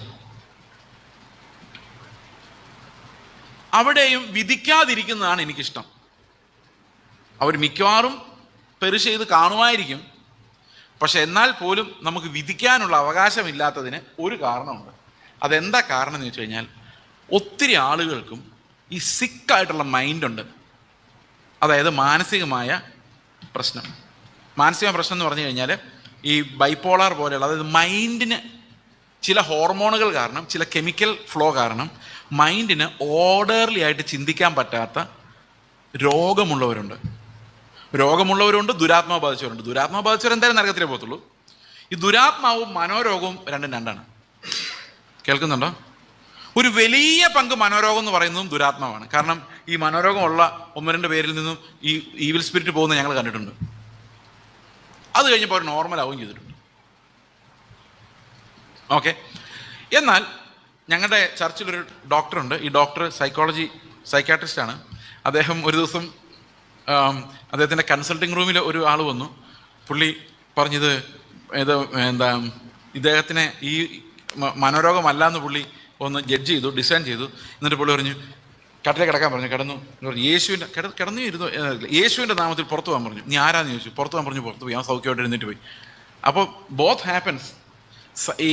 ഇത് രണ്ട് തരത്തിലുള്ള ആൾക്കാരെ നമ്മൾ വിവേചിക്കണം. എല്ലാം ദുരാത്മാവല്ല, ചിലത് ദുരാത്മാവാണ്. ആ ദുരാത്മാവ് വന്നു കഴിഞ്ഞാൽ അത് ഉറപ്പായിട്ടും കർത്താവിൻ്റെ ആത്മാവും ദുരാത്മാവും കൂടെ ഒന്നിച്ചിരിക്കത്തില്ല, ഒന്നേ ഇരിക്കുള്ളൂ അല്ലേ? കർത്താവിൻ്റെ ആത്മാവുള്ള ഒരാളെ ദുരാത്മാവിന് സ്വാധീനിക്കാം, ആക്രമിക്കാം, ഉപദ്രവിക്കാം, സപ്രസ് ചെയ്യാം, പക്ഷെ പൊസസ് ചെയ്യാൻ പറ്റത്തില്ല. ഉപദ്രവിച്ചുകൊണ്ടിരിക്കാം, ഓക്കെ, പുറമേ നിന്ന് ആക്രമിക്കാം, പക്ഷെ അകത്ത് പൊസസ് ചെയ്യാൻ പറ്റില്ല. വീണ്ടും ജനിച്ച ആത്മാവ് ഉള്ളിലുള്ള ആത്മാവിൽ, ക്രിസ്തുവിൻ്റെ ആത്മാവിലാണ് അയാൾ നിറയുന്നതെങ്കിൽ അയാളുടെ ഉള്ളിൽ ദുരാത്മാവിന് ചേർന്ന് വസിക്കാൻ സാധിക്കില്ല. കാരണം ക്രിസ്തുവിനും ബലയാമിനും തമ്മിൽ യാതൊരു കൂട്ടായ്മയില്ല, ഇരുളിനും വെളിച്ചത്തിനും തമ്മിൽ ഒരു കൂട്ടായ്മ. എന്നാൽ പള്ളിയിൽ വരുന്ന ആരാധിക്കുന്ന എല്ലാവരും വീണ്ടും ജനിച്ചവരല്ല, എല്ലാവരുടെ ഉള്ളിലും ആത്മാവില്ല. അതുകൊണ്ട് ദുരാത്മാബാധ ഉള്ളവരും ഇവിടെ കാണാം, സഭയ്ക്കകത്ത് കാണാം. ഓക്കെ, അപ്പോൾ ആത്മഹത്യയെക്കുറിച്ച് ഒരു കാര്യം നമ്മൾ പറയുമ്പോൾ അത് 100% പരാജയവും എന്താ പറയുന്നത്, ദൈവത്തിനെതിരെ ഉള്ളതും രക്ഷയ്ക്കെതിരെ ഉള്ളതും സാങ്ക്ടിഫിക്കേഷനെതിരെ ഉള്ളതുമാണെന്ന് നമ്മൾ തിയററ്റിക്കലി മനസ്സിലാക്കുമ്പോൾ തന്നെ ഏതെങ്കിലും ഒരു മനുഷ്യൻ ഒരു പെട്ടെന്നൊരു വിഭ്രാന്തിയിൽ, കൺട്രോളില്ലായ്മയിൽ അങ്ങനെ ചെയ്തു പോയതാണോ എന്നുള്ള കാര്യം ഞാൻ ഒരു എക്സാമ്പിൾ പറഞ്ഞു കഴിഞ്ഞാൽ, ഒരു പെൺകുട്ടി 16-17 വയസ്സാണെന്ന് എനിക്ക് കൃത്യമായിട്ട് ഓർക്കുന്നില്ല, ഏജ് ഓർക്കുന്നില്ല. അവർ വളരെ നാളുകളായിട്ട് വിശ്വാസത്തിൽ ജീവിച്ച ആ കുട്ടിയും ഭയങ്കര വിശ്വാസം. ഇപ്പോൾ ഡയറിയിൽ ഇങ്ങനെ എഴുതി വെച്ചിട്ടുണ്ട്, കർത്താവ് എനിക്ക് വേണ്ടി മരിച്ചു എന്നൊക്കെ എഴുതി, ഭയങ്കര ഡീപ്ലി സ്പിരിച്വൽ ആയിരുന്നു. പക്ഷേ ഇടയ്ക്കിടയ്ക്ക് പുള്ളിക്കാരി ഡയറിയിൽ എഴുതിയിട്ടുണ്ട്, എനിക്കൊന്നുമില്ലാതെ ചുമ്മാ ഇരിക്കുമ്പോൾ സൂയിസൈഡൽ ടെൻഡൻസി ഉണ്ടാകുന്നു, എന്ത് ചെയ്യണമെന്ന് അറിയത്തില്ല. അങ്ങനെ ഒരു ദിവസം സുപ്രഭാതത്തിൽ ആളങ്ങ് സൂയിസൈഡ് ചെയ്തു. അപ്പനും അമ്മയും ഷാറ്റേഡായിപ്പോയി. അവിടെ വരുന്നവർ എന്താ പറയുന്നത്, കൊച്ചു നരകത്തിൽ പോയി എന്നാണ് പറയുന്നത്. ഇത് എന്തോ ചെയ്യാനാ? അപ്പോൾ ഇതുപോലെയുള്ള ട്രാജഡികൾ പലപ്പോഴും ഭവനങ്ങളിൽ സംഭവിക്കുന്നുണ്ട്. അതുകൊണ്ട് അങ്ങനെയുള്ള സന്ദർഭങ്ങളിൽ നിങ്ങൾ കുറച്ച് കരുണയുള്ളവരായിരിക്കണമെന്നും എടുത്തു ചാടി വിധി പ്രസ്താവിക്കരുതെന്നും അത് ദൈവത്തിന് വിടണമെന്നും ഞാൻ മനുഷ്യൻ്റെ കരുണയ്ക്ക് വേണ്ടി അപേക്ഷിക്കുന്നു. അതുകൊണ്ട് ആത്മഹത്യ ചെയ്താൽ അത് തീർച്ചയായിട്ടും രക്ഷയ്ക്കെതിരാണ്, അത് നരകത്തിൽ പോകുന്നത് തന്നെയാണ് അതിൻ്റെ ഉത്തരം. പക്ഷെ ചില സന്ദർഭങ്ങളിൽ നമ്മൾ മിണ്ടാതിരിക്കേണ്ടതും ദൈവത്തിന് ആ ജഡ്ജ്മെൻറ്റ് വിടേണ്ടതും ആവശ്യമാണ് എന്നും കൂടെ ഞാൻ കരുതുന്നു. ഓക്കെ, അപ്പോൾ മാന്യമായി മരിക്കുക എന്ന് പറയുന്ന മരണം എന്ത് മരണമാണ് എന്നുകൊണ്ട് നമുക്ക് ചിന്തിക്കാം. എങ്ങനെയാണ് ഒരു മനുഷ്യൻ മാന്യമായി മരിക്കുന്നത്? ഞാൻ 1-2 മരണങ്ങളെക്കുറിച്ച് നിങ്ങളോട് പറയാം. ഞാൻ 96-ലാണ് ഡിഗ്രി കംപ്ലീറ്റ് ചെയ്യുന്നത്. എന്നിട്ട് ഞാൻ ഒരു MBBS എൻട്രൻസ് എഴുതണമെന്ന് എനിക്ക് ഭയങ്കര ആഗ്രഹമായിരുന്നു. ഡിഗ്രി കഴിഞ്ഞിട്ട് ഒരു ട്രയൽ നോക്കാം എന്ന് ഞാൻ ചിന്തിച്ചു. കാരണം എൻ്റെ അപ്പൻ്റെ വലിയ ആഗ്രഹമായിരുന്നു എന്നെ MBBS എടുപ്പിക്കും. അപ്പോൾ ആ സമയത്താണ് ഈ കർത്താവിൻ്റെ വേലയ്ക്ക് ഞാൻ ഇറങ്ങുന്നത്. അപ്പോൾ ഈ MBBS എൻട്രൻസിന് പഠിച്ചുകൊണ്ടിരുന്ന സമയത്ത് എൻ്റെ ഒരു കസിൻ, അതായത് അമ്മയുടെ ആങ്ങളുടെ മകൻ, ഒരു പാരലൽ കോളേജ് നടത്തുന്നുണ്ട്. അപ്പോൾ അദ്ദേഹം എന്നോട് പറഞ്ഞു, ഈ പാരലൽ കോളേജിൽ പഠിപ്പിക്കാൻ വരാമോ എന്ന് ചോദിച്ചു. അപ്പോൾ ഞാൻ ഇങ്ങനെ ഈ പാരലൽ കോളേജിൽ 1 മണിക്കൂർ, രാവിലെ 1-2 മണിക്കൂർ പഠിപ്പിക്കാനായിട്ട്. അപ്പോൾ ഈ സമയത്ത് ഞാനൊരു നിങ്ങൾക്ക് എല്ലാവർക്കും ആളെ അറിയാമായിരിക്കും, ഞാൻ പറഞ്ഞു വരുന്ന ആളെ അറിയാമായിരിക്കും.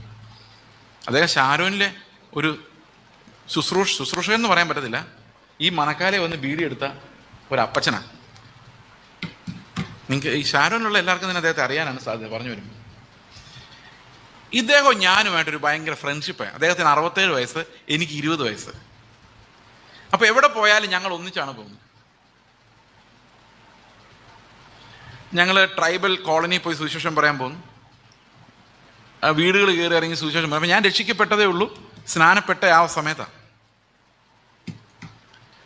അപ്പോൾ അദ്ദേഹം ഇങ്ങനെ, ഞാൻ വളരെ അത്ഭുതകരമായിട്ട് അദ്ദേഹത്തിൻ്റെ ലൈഫ് അടുത്ത് പോയി നോക്കിയിട്ടുണ്ട്.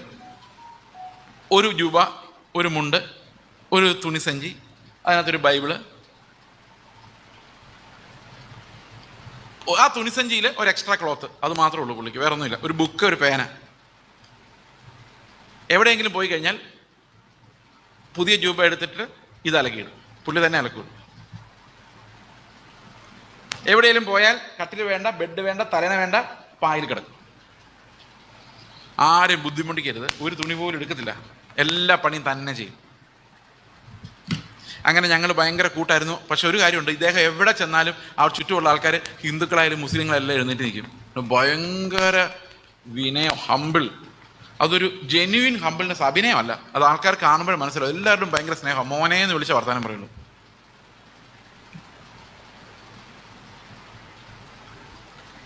അപ്പോൾ ഇദ്ദേഹം അന്ന് മൊബൈൽ ഫോണൊന്നുമില്ല.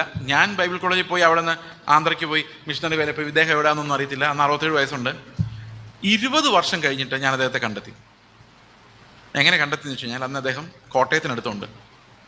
അപ്പോൾ ഞാൻ അറിഞ്ഞ് അവരുടെ വീട്ടിൽ ചെന്ന് ഒരു സ്റ്റെപ്പ് കയറി വീട്ടിലോട്ട് ചെല്ലണം.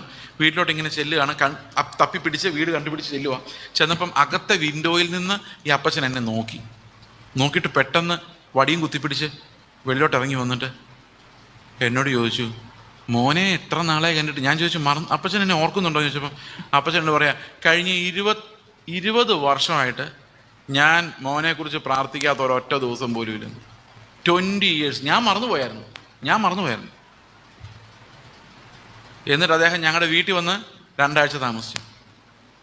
എറണാകുളത്ത് വന്ന് ആ വീഡിയോ ഒക്കെ ഞങ്ങൾ എടുത്ത് വെച്ചിട്ടുണ്ട്. പുള്ളി തന്നെ ഇരുന്ന് തുണി അലക്കുക. അപ്പോൾ എൻ്റെ വൈഫ് എന്ന് പറഞ്ഞാൽ ഞാൻ അലക്കി തരാമെന്ന് പറയുമ്പം അപ്പച്ചൻ പറയും, കർത്താവ് എനിക്ക് തന്ന ആരോഗ്യത്തിനൊരു വർഷിപ്പാണിത്.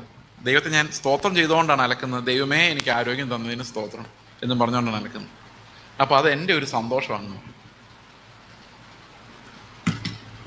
അദ്ദേഹത്തോട് ഒരിക്കൽ ഞങ്ങളെ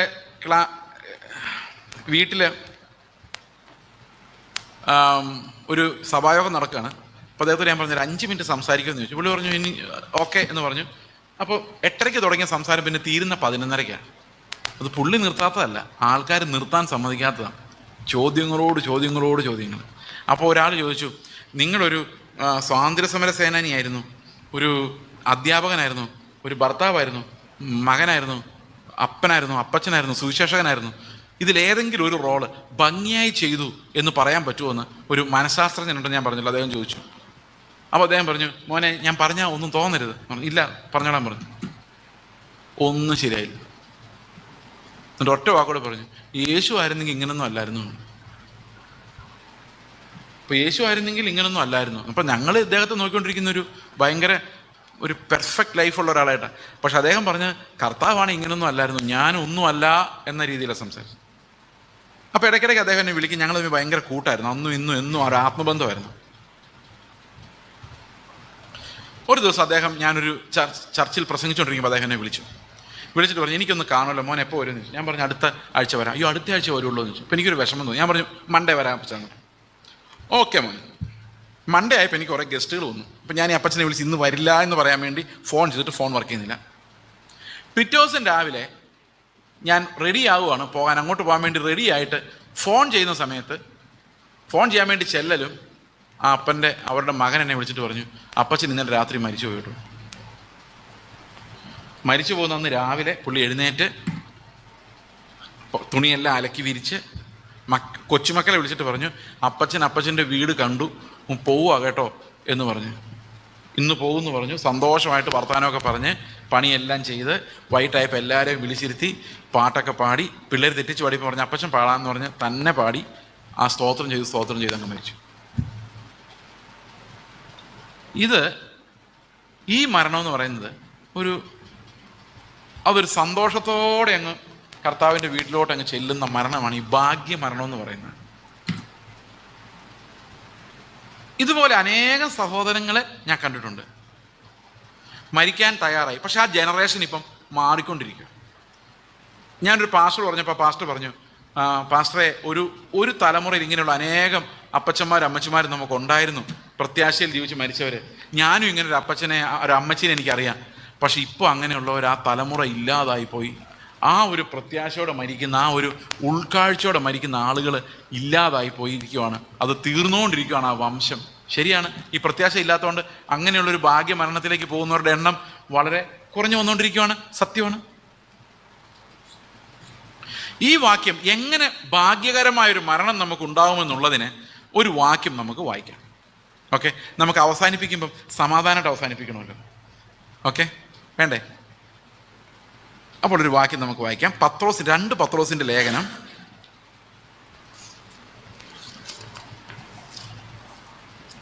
അതിൻ്റെ 3-ാം അധ്യായം 3-ാം വാക്യം തൊട്ട് ഞാൻ വായിക്കാം. 3-ാം വാക്യം തൊട്ട്. എല്ലാം എക്സ്പ്ലെയിൻ ചെയ്യുന്നില്ല, എല്ലാം എക്സ്പ്ലെയിൻ ചെയ്യാൻ പറ്റത്തില്ല, അത് ഒത്തിരി സമയമെടുക്കും. തൻ്റെ മഹത്വത്താലും വീര്യത്താലും നമ്മെ വിളിച്ചവൻ്റെ പരിജ്ഞാനത്താൽ അവൻ്റെ ദിവ്യശക്തി ജീവനും ഭക്തിക്കും വേണ്ടിയതൊക്കെയും നമുക്ക് ദാനം ചെയ്തിരിക്കുന്നുവല്ലോ. അവയാൽ അവൻ നമുക്ക് വിലയേറിയതും അതിമഹത്വമായ വാഗ്ദത്തങ്ങളും നൽകിയിരിക്കുന്നു. ഇവയാൽ നിങ്ങൾ ലോകത്തിൽ മോഹത്താലുള്ള നാശം വിട്ടൊഴിഞ്ഞ് ദിവ്യ സ്വഭാവത്തിന് കൂട്ടാളികളായി തീരുവാൻ ഇടവരുന്നു. ഓക്കെ, അത് നിമിത്തം അപ്പോൾ നമുക്കൊരു ദിവ്യ സ്വഭാവത്തിൻ്റെ പങ്കാളിത്തം ആവശ്യമാണ്. അത് നിമിത്തം നിങ്ങൾ സകല ഉത്സാഹവും കഴിച്ച് നിങ്ങളുടെ വിശ്വാസത്തോട് വീര്യവും, വീര്യത്തോട് പരിജ്ഞാനവും, പരിജ്ഞാനത്തോട് ഇന്ദ്രിയജയവും, ഇന്ദ്രിയജയത്തോട് സ്ഥിരതയും, സ്ഥിരതയോട് ഭക്തിയും, ഭക്തിയോട് സഹോദരപ്രീതിയും, സഹോദരപ്രീതിയോട് സ്നേഹവും കൂട്ടിക്കൊള്ളുവിൻ. അപ്പോൾ ഇത് വിശുദ്ധീകരണത്തിൻ്റെ ഒരു പ്രോസസ്സാണ്. നമ്മൾ വിശ്വാസത്തിലാണ് ആരംഭിക്കുന്നത്. അതിനോട് ചേർന്ന് ഓരോരോരോരോരോ ക്വാളിറ്റി വർദ്ധിച്ച് വന്ന് അവസാനം സ്നേഹം നമ്മളിൽ തികഞ്ഞു വരുമ്പോഴാണ് നമുക്ക് ഒരു കാര്യത്തിൽ ഗ്യാരണ്ടി ഉണ്ടാകുന്നത്, നമ്മൾ ദൈവത്തിൻ്റെ മക്കളാണ്. കാരണം വിശ്വാസം എന്ന് പറയുന്നത് ഒരു പക്ഷേ അതിന് ഇമിറ്റേഷൻ ഉണ്ടാകാം, വീര്യത്തിന് ഇമിറ്റേഷൻ ഉണ്ടാകാം, സഹോദരപ്രീതി പലരിലും ഉണ്ടാകാം. എന്നാൽ സ്നേഹം ശരിക്കും ക്രിസ്തുവിൻ്റെ മക്കളിൽ മാത്രമേ ഉണ്ടാവുകയുള്ളൂ. മനസ്സിലാവുന്നുണ്ടോ ഞാൻ പറയുന്നത്? അത് അടുത്ത വാക്യം പറയാണ്, ഇവ നിങ്ങൾക്കുണ്ടായി വർദ്ധിക്കുന്നുവെങ്കിൽ. അപ്പോൾ നിങ്ങളൊരു പ്രോപ്പർ വിശുദ്ധീകരണം പ്രാപിക്കുന്നുണ്ടെങ്കിൽ, ഓക്കെ, ഇവ നിങ്ങൾക്കുണ്ടായി വർദ്ധിക്കുന്നുവെങ്കിൽ നിങ്ങൾ നമ്മുടെ കർത്താവായ യേശു ക്രിസ്തുവിൻ്റെ പരിജ്ഞാനം സംബന്ധിച്ച് ഉത്സാഹമില്ലാത്തവരും നിഷ്ഫലന്മാരും ആയിരിക്കില്ല. അപ്പോൾ നമ്മുടെ ഉള്ളിൽ സ്നേഹം നിറഞ്ഞു വരികയാണെങ്കിൽ നമുക്ക് കർത്താവിൻ്റെ പരിജ്ഞാനം സംബന്ധിച്ച് ഭയങ്കര ഉത്സാഹമായിരിക്കും. ഒരു എക്സാമ്പിൾ പറഞ്ഞാൽ, ഞാൻ വളരെയധികം മോശം സാഹചര്യത്തിലൂടെ ജീവിച്ചിരുന്ന ആളുകാരെ കണ്ടിട്ടുണ്ട്. അപ്പോൾ അവർ വിശ്വാസത്തിലേക്ക് വന്നു കഴിയുമ്പം നമ്മുടെ സഭയിലുള്ള ആളുകൾക്ക് അവരോടൊരു അറപ്പാണ്. നിങ്ങൾക്കൊരു കാര്യം പറയാം, ഒരു സഭയുടെ ശക്തി, നിങ്ങളൊരു ഈ പ്രൈമറി ഹെൽത്ത് സെൻ്റർ കണ്ടിട്ടുണ്ടോ? എന്തോ അത്? പ്രാഥമിക ആരോഗ്യ കേന്ദ്രം. നിങ്ങൾ ക്യാൻസറുമായിട്ട് പ്രാഥമിക ആരോഗ്യ കേന്ദ്രത്തിൽ ചികിത്സിക്കാൻ പോവോ? പോവില്ല. ഹാർട്ട് പ്രോബ്ലം എന്ന് പറഞ്ഞുകൊണ്ട് പ്രാഥമിക ആരോഗ്യ കേന്ദ്രത്തിൽ പോവോ? പോവില്ല. അപ്പോൾ അവിടെ എന്തൊക്കെ പറ്റുള്ളൂ?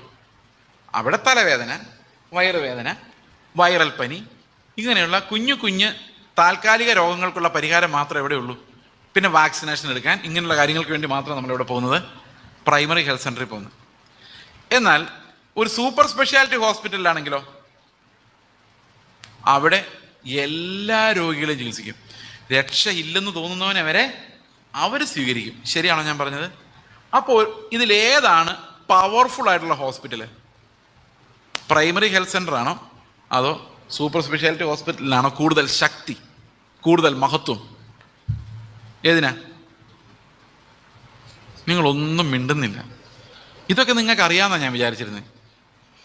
സൂപ്പർ സ്പെഷ്യാലിറ്റി ഹോസ്പിറ്റലിനല്ലേ കൂടുതൽ മഹത്വം. അതിനർത്ഥം എന്താണ്? ഏത് രോഗിയെയും ചികിത്സിക്കാൻ കഴിയും. ഇനി സഭയുടെ കാര്യം നോക്കിക്കേ. സഭയിലേക്ക് മാന്യന്മാർ വന്നാൽ നമുക്കിഷ്ടമാണ്. അപ്പൊ ചില സഭകളിൽ ആർക്ക് മാത്രമേ ചികിത്സയുള്ളൂ? ചെറിയ വയറിളക്കം, ചെറിയ ജലദോഷം, ചെറിയ മുട്ടിൽ പനി, പിന്നെന്താ ഉള്ളത്, ചെറിയ വിറയൽ, ഇങ്ങനെയുള്ള രോഗങ്ങൾക്ക് മാത്രമേ എന്തുള്ളൂ? ചികിത്സയുള്ളൂ. എന്നാൽ വലിയ വലിയ രോഗങ്ങളിൽ നിന്ന് വരുന്നവരെ, വലിയ പാപത്തിന് അടിമകളായവരെ നമ്മൾ ആ മതിലിന് വെളി നിർത്തും. വേറെ ഏതെങ്കിലും സഭയിൽ പൊക്കോട്ടെന്ന് വിചാരിക്കും. കാരണം നമുക്ക് അവരെ ചികിത്സിക്കാനുള്ള കപ്പാസിറ്റി ഇല്ല. അപ്പൊ സഭയുടെ ശക്തി ഇന്ന് നമ്മൾ ആഗ്രഹിക്കുന്നത്, നമ്മളെപ്പോലെയുള്ള കുറെ നീതിമാന്മാരായ പരീശന്മാര് ഒന്നിച്ചിരുന്ന് ഞങ്ങൾ കർത്താവിൻ്റെ ആൾക്കാരെന്ന് ഗമ പറയുന്ന സഭയെന്ന. സഭ അങ്ങനെയല്ല. സഭയിൽ നമ്മൾ അറിയേണ്ട സ്നേഹം എന്ന് പറയുന്നത്, ഈ പാവങ്ങളോടുള്ള സ്നേഹം നാട്ടിൽ മുഴുവനുണ്ട്, പക്ഷെ പാപികളോടുള്ള സ്നേഹം കർത്താവിന് മാത്രമേ ഉള്ളൂ. എത്രവർക്ക് മനസ്സിലായി ഞാൻ പറഞ്ഞ്? പാവങ്ങൾക്ക് കിഡ്നി കൊടുക്കുന്ന ഇഷ്ടംപോലെ ആൾക്കാർ ലോകത്തുണ്ട്, പക്ഷെ ഒരു പാപിയെ പോയി കെട്ടിപ്പിടിക്കണമെങ്കിൽ അത് കർത്താവിന് മാത്രമേ സാധിക്കുള്ളൂ. ഒരു കെട്ടിപ്പിടുത്തത്തിൽ അലിയാത്ത ഒരു പാപിയും ഇല്ല. സ്നേഹത്താൽ അലിയാത്ത ഒരു പാപിയില്ല. പാപിയെ രക്ഷിക്കാൻ, ഒരു പാപിക്ക് സർജറി ചെയ്യാൻ പറ്റാത്ത ഒരു സഭയും ബലമുള്ള സഭയല്ല. കർത്താവിൻ്റെ സഭ എന്ന് പറഞ്ഞാൽ ലയൺസ് ക്ലബ്ബ് പോലെ നമുക്കിരുന്ന് എൻജോയ് ചെയ്യാനുള്ള ഒരു സ്ഥലമല്ല. അവിടെ പാപികൾക്കുള്ള ഇൻറ്റൻസീവ് കെയർ യൂണിറ്റ് ആണ്. ഓരോ സഭയും അവരെ രക്ഷിക്കാനുള്ള സങ്കേതങ്ങളാണ്. അപ്പൊ ശരിക്കും നമ്മുടെ ഉള്ളിൽ നിന്ന് ക്രിസ്തുവിന്റെ സ്നേഹമുണ്ടെങ്കിൽ പാപികളോടുള്ള സ്നേഹമായിട്ടാണ് അത് റിഫ്ലക്റ്റ് ആകേണ്ടത്. യേശു കർത്താവ് ഈ നാട്ടിൽ ഉണ്ടായിരുന്നെങ്കിൽ അവൻ പരീശന്മാരുടെ ദേവാലയങ്ങളിലല്ല, പാപികൾ ചെന്നുകൂടുന്ന മാർക്കറ്റിലും വഴിയരികിലും ചുങ്കം പിരിക്കുന്ന സ്ഥലത്തും വേശ്യാസ്ത്രീകൾ നിൽക്കുന്ന സ്ഥലത്തും കയറി ഇറങ്ങി നടന്നേനെ. അതാണ് എനിക്ക് പരിചയമുള്ള കർത്താവ്. അവൻ നടന്ന നടപ്പാണ് നമ്മളും നടക്കേണ്ടത്. ഈ അടൂരിൽ ഒത്തിരി പേർക്ക് കർത്താവിന് ആവശ്യമുണ്ട്. പക്ഷെ ആവശ്യമുള്ളവരുടെ പുറകെ അല്ല നമ്മൾ നടക്കുന്നത്. രോഗികളെ അല്ല വൈദ്യന്റെ അടുത്തേക്ക് കൊണ്ടുവരുന്നത്. ഒരു രോഗവും ഇല്ലെന്ന് വിചാരിച്ചിരിക്കുന്നവരെയാണ് നമ്മൾ എന്ത് ചെയ്യുന്നത്? വൈദ്യന്റെ അടുത്തേക്ക് കൊണ്ടുവരുന്നത്. അപ്പോൾ സ്നേഹം നമ്മളിൽ ഉണ്ടായാൽ അതിനൊരു കാര്യം ഉറപ്പാണ്, ക്രിസ്തു നമ്മളിലുണ്ട്. അപ്പൊ ഈ സ്നേഹം നമ്മുടെ എല്ലാ തീരുമാനങ്ങളുടെയും പുറകിൽ ക്രിസ്തു ആണെന്ന് പറഞ്ഞു കഴിഞ്ഞാൽ നമ്മളെല്ലാം സ്നേഹത്തിൽ ചെയ്യുന്നവരായി മാറും. ഇത് നമ്മളിൽ ഉണ്ടായി വർദ്ധിക്കുന്നുവെങ്കിലേ നമുക്ക് ഫലം പുറപ്പെടുവിക്കാൻ പറ്റുള്ളൂ. മനസ്സിലായ വാക്യം? അപ്പൊ നിഷ്ഫലന്മാരാകാതിരിക്കണമെങ്കിൽ എന്ത് ചെയ്യണം? ഞാൻ ഈ മരണത്തെക്കുറിച്ച് പറഞ്ഞു വരൂ അങ്ങോട്ട്. നിഷ്ഫലന്മാരായി പോകാതിരിക്കണമെങ്കിൽ നമുക്ക് എന്തു വേണം? വിശ്വാസത്തോടു കൂടി വീര്യം, പരിജ്ഞാനം, ഭക്തി, ഇന്ദ്രിയജയം എല്ലാം വർദ്ധിച്ച്, സഹോദരപ്രീതി എല്ലാം വർദ്ധിച്ച്, അവസാനം സ്ഥിരത, ഇടയ്ക്ക് വിട്ടുപോയി, ഇതെല്ലാം വർദ്ധിച്ച് അവസാനം സ്നേഹത്തിൽ അത് വെളിപ്പെടണം. ജീവജല നദിയായി അത് ഒഴുകണം. പാപികൾ ഇവിടെ ഒന്ന് നിലവിളിച്ച് മാനസാന്തരപ്പെടണം. അവനെ കാണുമ്പോൾ അവനൊന്നും നമ്മുടെ വീട്ടിൽ കയറ്റില്ലെന്ന് പറയരുത്. ഏത് കടുംചുവപ്പായ പാപത്തെയും ഇന്നലെ വരെയുള്ള സകല പാപത്തെയും കഴുകി വെടിപ്പാക്കാൻ കർത്താവിന്റെ രക്തത്തിന് കഴിയുമെന്ന് നമ്മൾ വിശ്വസിക്കണം. ഇനി നമ്മുടെ കൂട്ടത്തിലുള്ള ഒരുത്തൻ തെറ്റ് ചെയ്ത് കഴിഞ്ഞാലോ അവനെ പുറത്താക്കാതെ, ഞാൻ ഇപ്പോഴും ഓർക്കുന്നുണ്ട്, ഒരു സഭയിൽ ചെന്നപ്പം അവർ പറയാണ്, അപ്പം ഞാൻ കുറച്ച് നാളായിട്ട് സഭയിൽ ഇങ്ങനെ പോകുന്നുണ്ട്, ഉപദേശമൊന്നുമല്ല. അപ്പം രണ്ടുപേരെന്തോ തെറ്റ് ചെയ്തു, ചെറിയ മൈനർ എന്തോ പൈസയുടെ വിഷയത്തിൽ എന്തോ മിസ്റ്റേക്ക് പറ്റിയതാ. അപ്പോഴേക്കും അവിടുത്തെ കുറേ അമ്മമാർ പറഞ്ഞു, ഇവരുടെ കൂടെ ഇനി ഞാൻ ആരാധിക്കില്ലെന്നു, ഞങ്ങളിനി ഇവരുടെ കർത്തൃമേശ എടുക്കില്ല. ഞാൻ പറഞ്ഞു, കർത്താവ് എന്നെ വിട്ടിരിക്കുന്നത് കാണാതെ പോയ ആ ഒരാടിൻ്റെ അടുത്തേക്കാണ്, അതുകൊണ്ട് ഈ ആടുകളുടെ കൂടെ ഞാൻ പോകുന്നു പറഞ്ഞു. അവർ തെറ്റ് ചെയ്താന്ന് എനിക്കറിയാം, പക്ഷെ എനിക്ക് അവരുടെ കൂടെ പോകാൻ പറ്റുള്ളൂ. കാരണം കർത്താവ് എന്നെ വിളിച്ചേക്കുന്നത് ഈ കാണാതെ പോയതിന് അന്വേഷിച്ച് ചെല്ലാൻ, അല്ലാതെ 99 ഗുണമുള്ളതിന് അന്വേഷിച്ച് ചെല്ലാനല്ല. ഈ 99 എണ്ണത്തിനും കർത്താവ് നല്ലൊരു സ്ഥലത്ത്, പുല്ലുള്ള സ്ഥലത്ത് വിട്ടിട്ടല്ല പോയതെന്ന് നിങ്ങൾ ഓർക്കണം. എവിടെ വിട്ടിട്ടാണ് പോയത്? മരുഭൂമിയിൽ. കാരണം അവർ തിന്നിയല്ല പുല്ലുള്ളിടത്ത് പോയാലും. കാരണം എന്താണെന്നറിയാം, അവർ ഓൾറെഡി വയറ് നിറഞ്ഞവരാ. അവർക്കൊന്നും പുതുതായിട്ട് അങ്ങോട്ട് എടുക്കുകയല്ല, ഇങ്ങോട്ട് പറഞ്ഞുകൊണ്ടിരിക്കുകയുള്ളൂ. അങ്ങനെയുള്ളവരടുത്ത് മരുഭൂമി വിട്ടാലും കണക്കാ, പുല്ലുള്ളിടത്ത് വിട്ടാലും കണക്കാ. അവരോടൊന്നും ഒന്നും തിന്നാൻ പോകുന്നില്ല. ഇപ്പം കർത്താവ് വിചാരിച്ച് ഇനി പുല്ലുള്ളിടത്ത് പോയി അവൻ കഷ്ടപ്പെടണ്ട, ഇവിടെ കിടന്നോട്ടെ, അവനൊന്നും കിട്ടുന്നില്ല, മറ്റവനെ കർത്താവ് പോയി എടുത്തുകൊണ്ട് വരും. ഇതാണ് സഭയുടെ മെക്കാനിസം, സഭയുടെ എക്കണമി. ഓക്കെ ആണോ? ഓക്കെ, അടുത്ത വാക്യം. നിഷ്ഫലന്മാരും ആവുകയില്ല, അവ ഇല്ലാത്തവനോ കുരുടനത്രേ. അപ്പൊ ഈ സ്നേഹം നമ്മുടെ ഉള്ളിൽ ഉണ്ടാകുന്നില്ലെങ്കിൽ എന്ത് സംഭവിക്കും? നമ്മൾ കുരുടനാണ്. ഈ കുരുടൻ എന്ന് പറഞ്ഞാൽ നമുക്കറിയാം ബ്ലൈൻഡ് ആണല്ലേ. ഈ ബ്ലൈൻഡ് എന്ന് പറഞ്ഞു കഴിഞ്ഞാൽ ഈ ബൈബിളിൽ എഴുതിയിരിക്കുന്നത് ആ ബ്ലൈൻഡ്നെസ് അല്ല. ബൈബിളിൽ എഴുതിയിരിക്കുന്നത് ഷോർട്ട് സൈറ്റഡ്നെസ് ആണ്. ഈ കണ്ണാടിയുടെ മുകൾ ഭാഗം ഷോർട്ട് സൈറ്റ്, മുഴുവൻ പുകയായി, മുകൾ ഭാഗം ഷോർട്ട് സൈറ്റും താഴെ ഭാഗം ലോങ് സൈറ്റും രണ്ടും ഉണ്ട്. അപ്പോൾ ഞാൻ ആദ്യം വിചാരിച്ചുകൊണ്ടിരുന്നത് ഈ ഷോർട്ട് സൈറ്റ് ലോങ് സൈറ്റും കൂടെ അഡ്ജസ്റ്റ് ആയിട്ട് നേരെ ആകുമെന്ന്. പക്ഷെ പിന്നെ മനസ്സിലായത് അപ്പുറത്തെ കാഴ്ചയും പോയി ഇപ്പുറത്തെ കാഴ്ചയും പോയി, ഈ ഇടയ്ക്കുള്ള കാഴ്ച അതുപോലെ നിൽപ്പുണ്ട്. അപ്പോൾ അതുകൊണ്ട് മുകളിലൂടെ നോക്കുമ്പോൾ ദൂരെയുള്ളത് കാണാൻ വയ്യ, താഴേക്കൂടെ നോക്കുമ്പോൾ അല്ല, മുകളിൽ ഇത്ര ലെൻസ് ഇല്ലെങ്കിൽ ദൂരെയുള്ളത് കാണാൻ പറ്റില്ല, താഴത്തെ ലെൻസ് ഇല്ലെങ്കിൽ അടുത്തുള്ളത് കാണാൻ പറ്റില്ല. ആകെ കുഴപ്പത്തിലാണ്. ഓക്കെ, ഈ ഷോർട്ട് സൈറ്റഡ്നെസ്സിനെയാണ് ആത്മീക അന്ധത എന്ന് പറയുന്നത്. അതായത് ദൂരെയുള്ളത് കാണാൻ പറ്റില്ല. ഇവിടെ താഴെ എന്താ എഴുതിയിരിക്കുന്നത്? അവൻ ഹ്രസ്വദൃഷ്ടി ഉള്ളവനും തൻ്റെ മുമ്പിലത്തെ പാപങ്ങളുടെ ശുദ്ധീകരണം മറന്നവനും തന്നെ. അടുത്ത വാക്യം വായിക്കണ്ട, വെയിറ്റ്. അപ്പോൾ ആലോചിച്ച് നോക്കിയേ, ഷോർട്ട് സൈറ്റ്, ഹ്രസ്വദൃഷ്ടി. നിങ്ങൾ പുറകോട്ടം നോക്കിയേ. ഇന്നലെ കർത്താവ് നടത്തി, അപ്പോൾ ഇന്നലെ കണ്ടു. കഴിഞ്ഞ ആഴ്ച കർത്താവ് നടത്തി, ഒരാഴ്ച കണ്ടു, അപ്പോൾ ഒരാഴ്ചത്തേക്കുള്ള വിഷൻ കിട്ടുന്നുണ്ട്. കഴിഞ്ഞ ഒരു വർഷക്കാലം നടത്തി, അപ്പോൾ കുറച്ചുകൂടെ നല്ല വിഷനുണ്ട്. എന്നാൽ ആർക്കും മുൻകാല പാപങ്ങളുടെ ശുദ്ധീകരണം മറന്നുപോയി. അതെന്നായിരുന്നു? അത് കുറേ നാൾ മുമ്പായിരുന്നു. അങ്ങോട്ട് ദൃഷ്ടി എത്തുന്നില്ല. കാരണം എന്താ? അങ്ങോട്ട് ദൃഷ്ടി എത്തിയാൽ എൻ്റെ ഉള്ളിൽ സ്നേഹം വന്ന് നിറയും. മനസ്സിലാവുന്നുണ്ടോ? നിങ്ങൾ എന്താ മനസ്സിലാവുന്നില്ലാത്തതുകൊണ്ടാണോ? അതോ ഇതൊക്കെ മനസ്സിലായി പോയതുകൊണ്ടാണോ? എന്തായാലും ആയിക്കോട്ടെ. അപ്പൊ നമ്മൾ ആ ഹ്രസ്വദൃഷ്ടി മാറി നമ്മൾ 2000 വർഷങ്ങൾ മുമ്പ് കർത്താവ് എനിക്ക് വേണ്ടി മരിച്ച കാഴ്ച കാണാൻ മാത്രമുള്ള കാഴ്ച എനിക്കുണ്ടെങ്കിൽ എൻ്റെ ഉള്ളിൽ സ്നേഹം കൊണ്ട് നിറയും. അതില്ലാത്തവനല്ല. എന്തുകൊണ്ട് ആ സ്നേഹം ഇല്ലാത്തതെന്ന് വെച്ച് കഴിഞ്ഞാൽ എൻ്റെ പാപങ്ങൾക്ക് വേണ്ടി കർത്താവ് മരിച്ചത് എനിക്ക് ഓർമ്മയില്ല. അത്ര എനിക്ക് പോകാൻ പറ്റുന്നില്ല. ഇനി മുമ്പോട്ട് നോക്കിയാലോ, നിത്യതയിൽ അവൻ്റെ കൂടെ ഇരിക്കുന്ന അത്രയും ദൂരോട്ട് എനിക്ക് നോക്കാൻ പറ്റുന്നില്ല. എനിക്ക് അടുത്ത ആഴ്ച കർത്താവ് നടത്തുമെന്നുള്ളത് മാത്രം നോക്കാൻ പറ്റുന്നുള്ളൂ. ഇതിനെയാണ് ഹ്രസ്വദൃഷ്ടി, ആത്മീക ഹ്രസ്വദൃഷ്ടി എന്ന് പറയുന്നത്. അതിനെയാണ് ആത്മീക കുരുടത്വം അല്ലെങ്കിൽ ഹ്രസ്വദൃഷ്ടി എന്ന് പറയുന്നത്. അടുത്ത വാക്യം. അതുകൊണ്ട് സഹോദരന്മാരെ, നിങ്ങളുടെ വിളിയും തെരഞ്ഞെടുപ്പും ഉറപ്പാക്കും. ഇവിടെ ഒരു പ്രോബ്ലം ഉണ്ട്. ഈ വിളിയും തെരഞ്ഞെടുപ്പും എന്താണ്? ആർക്ക് പറയാം വിളിയും തെരഞ്ഞെടുപ്പും എന്താണ്? ഓ പാസ്റ്ററെ, അത് ഞങ്ങളെ എങ്ങനെ വിളിച്ചു, ഞങ്ങളെങ്ങനെ തെരഞ്ഞെടുത്തു? എന്തിനു വേണ്ടി? മര്യാദയ്ക്ക് സന്തോഷമായിട്ട് ഈ ലോകത്ത് ജീവിക്കാൻ വേണ്ടി. അങ്ങനെയാണോ? 3-ാം വാക്യം വായിച്ചേ. 3-ാം വാക്യം. തന്റെ മഹത്വത്താലും വീര്യത്താലും നമ്മെ വിളിച്ചവന്റെ പരിജ്ഞാനത്തിൽ അവന്റെ ദിവ്യശക്തി ജീവനും ഭക്തിക്കുമുള്ള വേണ്ടതൊക്കെ നമുക്ക് ദാനം ചെയ്തിരിക്കുന്നുള്ളൂ. ഇത് ഇംഗ്ലീഷിൽ എങ്ങനെ എഴുതിയിരിക്കുന്നറിയോ? അവന്റെ മഹത്വത്താലും വീര്യത്താലും എന്നല്ല, അവന്റെ മഹത്വത്തിലേക്കും വീര്യത്തിലേക്കും എന്നാണ്. To his glory and excellence. അപ്പൊ നമ്മൾ എങ്ങോട്ടാ വിളിച്ചേക്കുന്നത്? ക്രിസ്തുവിന്റെ മഹത്വത്തിലേക്കും അവന്റെ പെർഫെക്ഷനിലേക്കുമാണ് നമ്മളെ വിളിച്ചിരിക്കുന്നത്. എന്നിട്ട് ആ വിളി പൂർത്തിയാക്കാൻ വേണ്ടി എനിക്ക് എന്തെല്ലാം വേണമോ ആ ജീവനും ഭക്തിക്കും വേണ്ടതെല്ലാം കർത്താവ് എനിക്ക് തന്നിട്ടാ വിളിച്ചേക്കുന്നത്. അപ്പൊ നമ്മൾ എങ്ങോട്ടാ വിളിച്ചേക്കുന്നതെന്ന് ഉറപ്പുവരുത്തിയോ? നിങ്ങൾ എങ്ങോട്ടാ ഓടിക്കൊണ്ടിരിക്കുന്നേ? പറ, എങ്ങോട്ടാ നിങ്ങളെ വിളിച്ചേക്കുന്നേ? നമ്മുടെ ഉള്ളിൽ നിന്ന് ആ ബോധം പലപ്പോഴും ഇല്ല. നമ്മൾ ബോധം എങ്ങനെയെങ്കിലും മരിക്കുന്നവരെ മര്യാദയ്ക്ക് ജീവിച്ച് മരിക്കാം, കർത്താവ് കൊണ്ടുപോയിക്കോളൂ. അങ്ങനെയല്ല. നമ്മളൊരു ഓട്ടക്കളത്തിലേക്ക് വിളിച്ചേക്കുന്നത്, ഒരു ലക്ഷ്യത്തിലേക്ക് വിളിച്ചേക്കുന്ന. ആ വിളിയും തെരഞ്ഞെടുപ്പും ക്രിസ്തുവിന്റെ മഹത്വമുള്ളവരായി അവന്റെ സ്വഭാവമുള്ളവരായി മാറാൻ വേണ്ടിയാ. അതിന്റെ മുഴുവൻ റിസോഴ്സസും കർത്താവ് തരുന്നത്. അവിടെ എഴുതിയിട്ടുണ്ട്, ജീവനും ഭക്തിക്കുള്ളതെല്ലാം അവന്റെ പരിജ്ഞാനത്തിൽ അവൻ നമുക്ക് തന്നിരിക്കുന്നുവല്ലോ എന്ന്. അടുത്ത വാക്യം എന്താ? വിലയേറിയത് അതിമഹത്വമായ വാഗ്ദത്തങ്ങളെ നൽകിയിരിക്കുന്നു. അപ്പൊ ഈ പരിജ്ഞാനത്തിൽ നമുക്ക് ഒത്തിരി വാഗ്ദത്തങ്ങളെ കർത്താവ് തന്നിട്ടുണ്ട്. അടുത്ത വാക്യം. ഈ വാഗ്ദത്തങ്ങളാൽ ഇവയാൽ നിങ്ങൾ ലോകത്തിൽ മോഹത്താൽ ഉണ്ടാകുന്ന നാശം വിട്ടൊഴിഞ്ഞ് ദിവ്യ സ്വഭാവത്തിന് പങ്കാളിയായി തീരുവാൻ ഇടവരുന്നു. അപ്പൊ നമ്മളെ വിളിച്ചിരിക്കുന്ന എന്തിനു വേണ്ടിയാ? യേശുവിന്റെ ഗ്ലോറി ഉള്ളവരും യേശുവിന്റെ സ്വഭാവമുള്ളവരുമായി മാറാൻ വേണ്ടിയാണ്. മനസ്സിലായോ? ആ വിളിയും തെരഞ്ഞെടുപ്പുള്ളവരെന്ന് കരങ്ങൾ ഉയർത്തി കർത്താവിന് സ്തോത്രം. ചുമ്മാ കുറെ നേരമായില്ലേ, ചുമ്മാ വിളി ഉറപ്പാണോ? ഉറപ്പ് വരുത്തിയിട്ടുണ്ടോ? അപ്പൊ നമ്മൾക്ക് കർത്താവ് എങ്ങോട്ട് വിളിച്ചാലും നമുക്ക് സന്തോഷമുള്ളൂ. കാരണം നമ്മുടെ ലക്ഷ്യം എന്ന് പറഞ്ഞാൽ കർത്താവിന്റെ മഹത്വം നമ്മൾ പ്രാപിക്കണം, അവന്റെ എക്സലൻസ് നമ്മൾ പ്രാപിക്കണം. ഇനി താവോട്ട് വന്നേ, അടുത്ത വാക്യം വായിച്ചേ.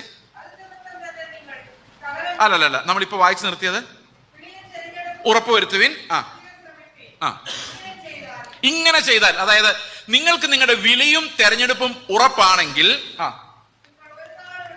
നിങ്ങൾ ഒരു നാളും ഇടറിപ്പോകാതെ നമ്മുടെ കർത്താവും രക്ഷിതാവുമായ യേശുക്രിസ്തുവിന്റെ നിത്യരാജ്യത്തിലേക്കുള്ള പ്രവേശനം ധാരാളമായി പ്രാപിക്കും. ഇത് നമ്മുടെ ബൈബിളിൽ പലപ്പോഴും ദൈവരാജ്യം എന്നൊരു പ്രയോഗമുണ്ട്. ദൈവരാജ്യം എന്ന് പറഞ്ഞാൽ ദൈവം ഭരിക്കുന്ന രാജ്യം എന്ന് അർത്ഥമുള്ളൂ. അത് ഇവിടെയും ഉണ്ട്, അവിടെയും ഉണ്ട്. മനസ്സിലാവുന്നുണ്ടോ? ഇവിടെ എന്നാ പറഞ്ഞിരിക്കുന്നത് ഇവിടുത്തെ രാജ്യമല്ല, നിത്യരാജ്യമാണ്. ഇപ്പൊ സ്വർഗത്തിലെ നിത്യ തേജസ്സിലേക്ക് പോകുന്ന കാര്യമാണ് പറഞ്ഞിരിക്കുന്നത്. ഇവിടെ പറഞ്ഞിരിക്കുന്നത് നമ്മുടെ വിളിയും തെരഞ്ഞെടുപ്പും നമ്മൾ ഉറപ്പുവരുത്തുകയാണെങ്കിൽ നമ്മൾ സ്വർഗത്തിലേക്കുള്ള പ്രവേശനം ധാരാളമായി പ്രാപിക്കും. എന്താ ഈ ധാരാളമായി പ്രാപിക്കുക എന്ന് പറഞ്ഞ അർത്ഥം? ഇപ്പൊ ഞാൻ നിങ്ങളുടെ വീട്ടിൽ വരുമെന്ന്, ഓക്കെ, പാസ്റ്ററുടെ വീട്ടിലാണ് ഞാൻ ഉച്ച കഴിഞ്ഞ് വിശ്രമിച്ചത്. പാസ്റ്ററുടെ വീട്ടിൽ ആകെ ഞാൻ പോയത് സിറ്റ് ഔട്ടിലും ഡൈനിങ് ഹാളിലും എനിക്ക് തന്ന മുറിയിലും മാത്രമാണ്. അതിൻ്റെ കാരണം എന്താ? എനിക്ക് ആ വീട്ടിൽ ധാരാളമായ പ്രവേശനം ഇല്ല.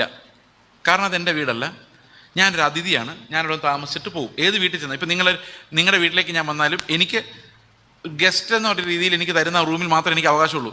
ശരിയല്ലേ? അവിടുത്തെ സാധനങ്ങളൊന്നും എടുക്കാനുള്ള അവകാശം അപ്പോഴും ഇല്ല. അവിടെ കിടന്നുറങ്ങാം, എഴുന്നേക്കാം, പോരാ, അത്രയല്ലേ ഉള്ളൂ. അതൊരു ധാരാളമായ പ്രവേശനമല്ല. ഇനി ഇങ്ങനെ പറയാം, ഓക്കെ, ഈ സഭയിലേക്ക് തന്നെ പാസ്റ്റർ പ്രിൻസിന് ഈ സഭയിലേക്ക് ധാരാളമായ പ്രവേശനമുണ്ട്. ഏത് ലോറിലൂടെ എപ്പോഴെങ്കിലും വരാം, എപ്പോഴും മൈക്ക് കയ്യിലെടുക്കാം. പക്ഷെ എനിക്ക് അങ്ങനെയുള്ളൊരു ധാരാളമായ പ്രവേശനം എങ്ങോട്ടില്ല, ഈ മൈക്കിൻ്റെ അടുത്തേക്ക് ഇല്ല. ശരിയാണോ ഞാൻ പറഞ്ഞത്? അതേസമയത്ത് എൻ്റെ സഭയിൽ എനിക്ക് മൈക്ക് എടുത്തുകൊണ്ട് എതിരെ വേണ്ടി നടക്കാം. അതിനെയാണ് നമ്മൾ ധാരാളമായ പ്രവേശനം എന്ന് പറയുന്നത്. എൻ്റെ വീട്ടിലോട്ട് ചെന്ന് കഴിഞ്ഞാൽ എനിക്ക് ഈ മുറിയിലെ കയറാവുള്ളൂ എന്നൊന്നുമില്ല. എനിക്ക് എല്ലാ മുറിയിലും കയറാം, ആരും ഇല്ലെങ്കിൽ. അല്ലേ? എല്ലാ മുറിയിലും കയറാം, എന്ത് പണി വേണമെങ്കിലും ചെയ്യാം. അത് എൻ്റെ വീടാണെങ്കിൽ എനിക്കത് അവകാശം ആ വീടിന്മേലുണ്ടെങ്കിൽ എനിക്ക് ചെയ്യാം. ശരിയല്ല ഞാൻ പറഞ്ഞേ? അപ്പൊ സ്വർഗത്തിൽ എൻ്റെ വീടാന്നുള്ള ഉറപ്പ് ഞാൻ വരുത്തി കഴിഞ്ഞാൽ എനിക്ക് അങ്ങോട്ട് ധാരാളമായി കയറാം. അതല്ലെങ്കിൽ ഇപ്പോഴും നമുക്ക് സംശയമായിരിക്കും, പോകുമോ കർത്താവ് ഒന്ന് കൊണ്ടുപോകില്ല, സംശയം തോന്നുന്ന കാരണം എന്താ? നമ്മൾ നമ്മുടെ വിളിയും തെരഞ്ഞെടുപ്പും ഉറപ്പ് വരുത്തിയിട്ടില്ല, ആകെ കൺഫ്യൂഷനിലിരിക്കുകയാണ്. നിങ്ങളുടെ വീട്ടിലേക്ക് ധാരാളമായി വന്ന് പ്രവേശിക്കുന്ന ആരാ പറ. നമ്മുടെ വിദേശ രാജ്യങ്ങളിലൊക്കെ ആണെങ്കിൽ അപ്പോയിൻമെൻ്റ് എടുത്തിട്ടേ പോകാൻ പറ്റുള്ളൂ. നേരത്തെ അപ്പോയിൻമെൻ്റ് എടുത്ത് കൺവീനിയൻറ്റ് ടൈം നോക്കിയാണ് പോകുന്നത്. ധാരാളമായെന്ന് പോയിട്ട് പ്രവേശനം പോലും ഇല്ല, കഷ്ടിച്ച. എന്നാൽ നിങ്ങളുടെ വീട്ടിലേക്ക് ധാരാളമായി പ്രവേശിക്കുന്ന ആരാ? നിങ്ങളുടെ പിള്ളേര്. അവർ സ്കൂൾ വിട്ട് വരുമ്പം ഡോർ അടച്ചേക്കുവാണെങ്കിൽ ഒരു വിൻഡോ തുറന്നു നോക്കുക, അതിലേ കയറാൻ പറ്റുമെന്ന്. അവർ നോക്ക് ചെയ്തിട്ട് പ്ലീസ് പപ്പ ഞാൻ അകത്ത് കയറിക്കോട്ടെ ചോദിച്ചിട്ട് ഇന്നേ വരെ ഏതെങ്കിലും ഒരുത്തിനകത്ത് കയറിയിട്ടുണ്ടോ? ഇല്ല. നിങ്ങൾ വേണ്ട വെളി നിൽക്കണമെന്ന് പറഞ്ഞാലും അവനകത്ത് കയറും. അകത്ത് കയറിയിട്ട് പറയുള്ളൂ ഞാൻ അകത്ത് കയറിയിട്ടുണ്ട് കേട്ടോ എന്ന് പറഞ്ഞു. മതിൽ ചാടി അവനകത്ത് വരും ഇല്ലേ? കാരണം എന്താ? അവൻ നിങ്ങളുടെ വീട്ടിൽ അവൻ്റെ ആണെന്ന് അവൻ അറിയാം. അതിനെയാണ് നമ്മൾ ധാരാളമായ പ്രവേശനം എന്ന് പറയുന്നത്. ഇനി ഒരു നിമിഷം ആലോചിക്കുക, സ്വർഗത്തിലേക്ക് ധാരാളമായ പ്രവേശനം നമുക്ക് കിട്ടിയെന്ന് നമ്മൾ ചിന്തിച്ചു കഴിഞ്ഞാൽ നമ്മൾ എന്ത് സന്തോഷത്തോടെ ആയിരിക്കും ജീവിക്കുന്നത്, അല്ലേ? നമ്മൾ ഈ നദി അങ്ങ് ക്രോസ് ചെയ്ത് കർത്താവിൻ്റെ അടുത്തോട്ട് ഭയങ്കര സന്തോഷത്തോടെ ചെല്ലുക. കാരണം നമ്മുടെ വിളി എങ്ങോട്ടാന്ന് നമുക്ക് ഉറപ്പാണ്. ഈ വിളിയുടെ ഉറപ്പ് നമുക്ക് ലഭിക്കുന്നത് ആകാശത്ത് നിന്ന് വരുന്നതല്ല, അത് നമ്മുടെ വിശുദ്ധീകരണത്തിൽ നിന്ന് വരുന്നതാണ്.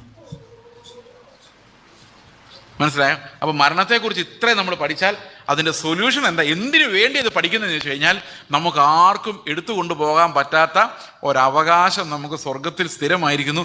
ദൂതന്മാർക്ക് പോലും പാടാൻ പറ്റാത്ത സ്തുതിഗീതം അവൻ്റെ നാവിൽ തന്നിരിക്കുന്നു. ഞാൻ ഉറപ്പായും നിത്യജീവങ്കിലേക്കുള്ള പ്രവേശനം ധാരാളമായി പ്രാപിക്കും. ഇവിടെ പത്രോസ് ഇത് പറഞ്ഞിരിക്കുന്നത്, പത്രോസിന്റെ പശ്ചാത്തലം എങ്ങനെയാണെന്നറിയാമോ? പത്രോസ് മരിക്കാറായപ്പോഴാണ് ഇത് എഴുതിയിരിക്കുന്നത്. പത്രോസ് പറയാണ്, അതുകൊണ്ട് നിങ്ങൾ അറിഞ്ഞവരും ലഭിച്ച സത്യത്തിൽ ഉറച്ചു നിൽക്കുന്നവരും എന്ന് വരികിലും ഇത് നിങ്ങൾ എപ്പോഴും ഓർമ്മിപ്പിപ്പാൻ ഞാൻ ഒരുങ്ങിയിരിക്കും. നമ്മുടെ കർത്താവായ യേശുക്രിസ്തു എനിക്ക് അറിവ് തന്നതുപോലെ എൻ്റെ കൂടാരം പൊളിഞ്ഞു പോകാൻ അടുത്തിരിക്കുന്നു എന്നറിഞ്ഞിരിക്കാൻ ഞാൻ ഈ കൂടാരത്തിൽ ഇരിക്കുന്നിടത്തോളം നിങ്ങളെ ഓർപ്പിച്ചുണർത്തുക യുക്തം. അപ്പൊ ഒരു കാര്യമുണ്ട്, കർത്താവ് പത്രോസിനോട് പറഞ്ഞിട്ടുണ്ട്, പോരെ നിന്റെ സമയമായി. അപ്പൊ ഇത് മരണത്തെക്കുറിച്ചുള്ള പ്രധാനപ്പെട്ട ഒരു ഉപദേശമാണ്. ഒത്തിരി ആളുകൾക്കും പോകാറാവുമ്പം വിവരം മനസ്സിലാവും. അത് ധാരാളമായ പ്രവേശനം ഉള്ളവർക്കാണ് പൊതുവെ മനസ്സിലാകുന്നത്, അല്ലാത്തവർക്ക് മനസ്സിലാവുന്നുണ്ട് കേട്ടോ.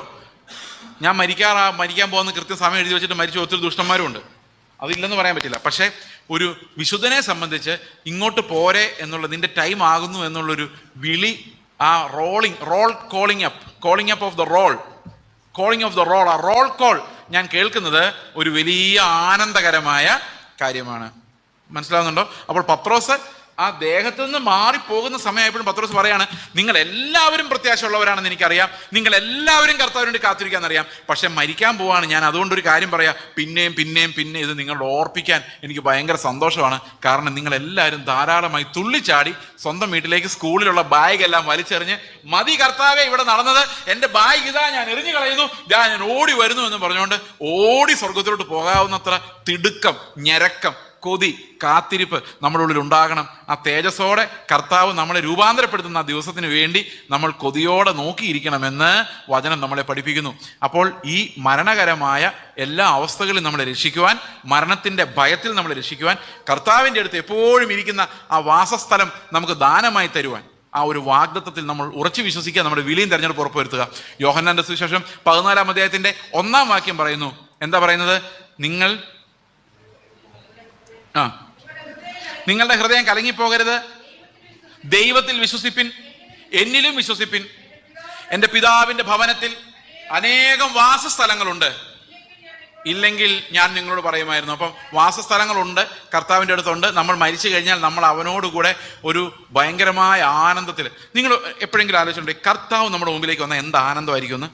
ഈ ഒത്തിരി മിസ്റ്റിക്സ് ഉണ്ടായിട്ടുണ്ട് ഈ ക്രിസ്തീയ കാലഘട്ടത്തിൽ. അതായത് ഈ മിസ്റ്റിക് എന്ന് പറഞ്ഞു കഴിഞ്ഞാൽ എന്താണെന്ന് വെച്ച് കഴിഞ്ഞാൽ, ഇപ്പം ഞാൻ നിങ്ങളോട് ഇപ്പോൾ സംസാരിച്ചുകൊണ്ടിരിക്കുന്നു, നിങ്ങൾ എക്സാമ്പിൾ ശരിയായില്ല, ഞാൻ വേറെ എക്സാമ്പിൾ പറയാം. ഈ ന്യൂ ജനറേഷനിലൊക്കെ പാസ്റ്റർമാർ വന്നു കഴിയുമ്പോഴേക്കുണ്ടല്ലോ, ഞാൻ ഈ കഴിഞ്ഞ ദിവസം ഒരു ചർച്ച നിൽക്കുമായിരുന്നേ. അപ്പോൾ പാസ്റ്ററുടെ ഒരു ഗ്രൗണ്ടുണ്ട്, ഗ്രൗണ്ടിന് വെളിയിലാണ് ഗേറ്റ്. അപ്പോൾ ഗേറ്റിൽ നിന്ന് ആ പാസ്റ്ററുടെ കാർ ഇങ്ങ് വളഞ്ഞു വരലും, ഇവിടെ നിന്നവരും അടുക്കളയിൽ നിന്നവരും കസേരയിൽ നിന്നവരും എല്ലാം എഴുന്നേറ്റു. ഞാനത് കണ്ടിട്ട്, ആ വെനറേഷൻ കണ്ടിട്ട് തലയിൽ കവിച്ചു പോയി. കർത്താവ് വന്നവർ എഴുന്നേക്കുമെന്ന് എനിക്കറിയാൻ മേല. ആ കാറ് കാണുമ്പോൾ ഒരു വിറയല. പാസ്റ്റർ വന്നു. അപ്പം യേശുക്രിസ്തു അങ്ങനെയല്ലായിരുന്നു കേട്ടോ. യേശുക്രിസ്തു ഒരു ദാസനായിരുന്നു. കർത്താവിനെ കണ്ട് തിരിച്ചറിയാൻ പോലും പറ്റില്ലായിരുന്നു. അത് മാത്രമല്ല, ഈ ആൾക്കാരെല്ലാം കൂടി, ശിഷ്യന്മാരെല്ലാം കൂടുമ്പം ആഹാരം വിളമ്പി കൊടുത്തുകൊണ്ടിരുന്ന കർത്താവാണ്. അങ്ങനെ ബൈബിൾ എഴുതിയിട്ടുണ്ട്. ആഹാരം വിളമ്പി കൊടുത്തുകൊണ്ട് മേശയിൽ ശുശ്രൂഷിച്ചുകൊണ്ടിരുന്ന കർത്താവ് പറഞ്ഞില്ലേ, കഴിക്കുന്നവനാണോ വിളമ്പുന്നവനാണോ മേശയിൽ ശുശ്രൂഷിക്കുന്നവനാണോ വലിയവൻ?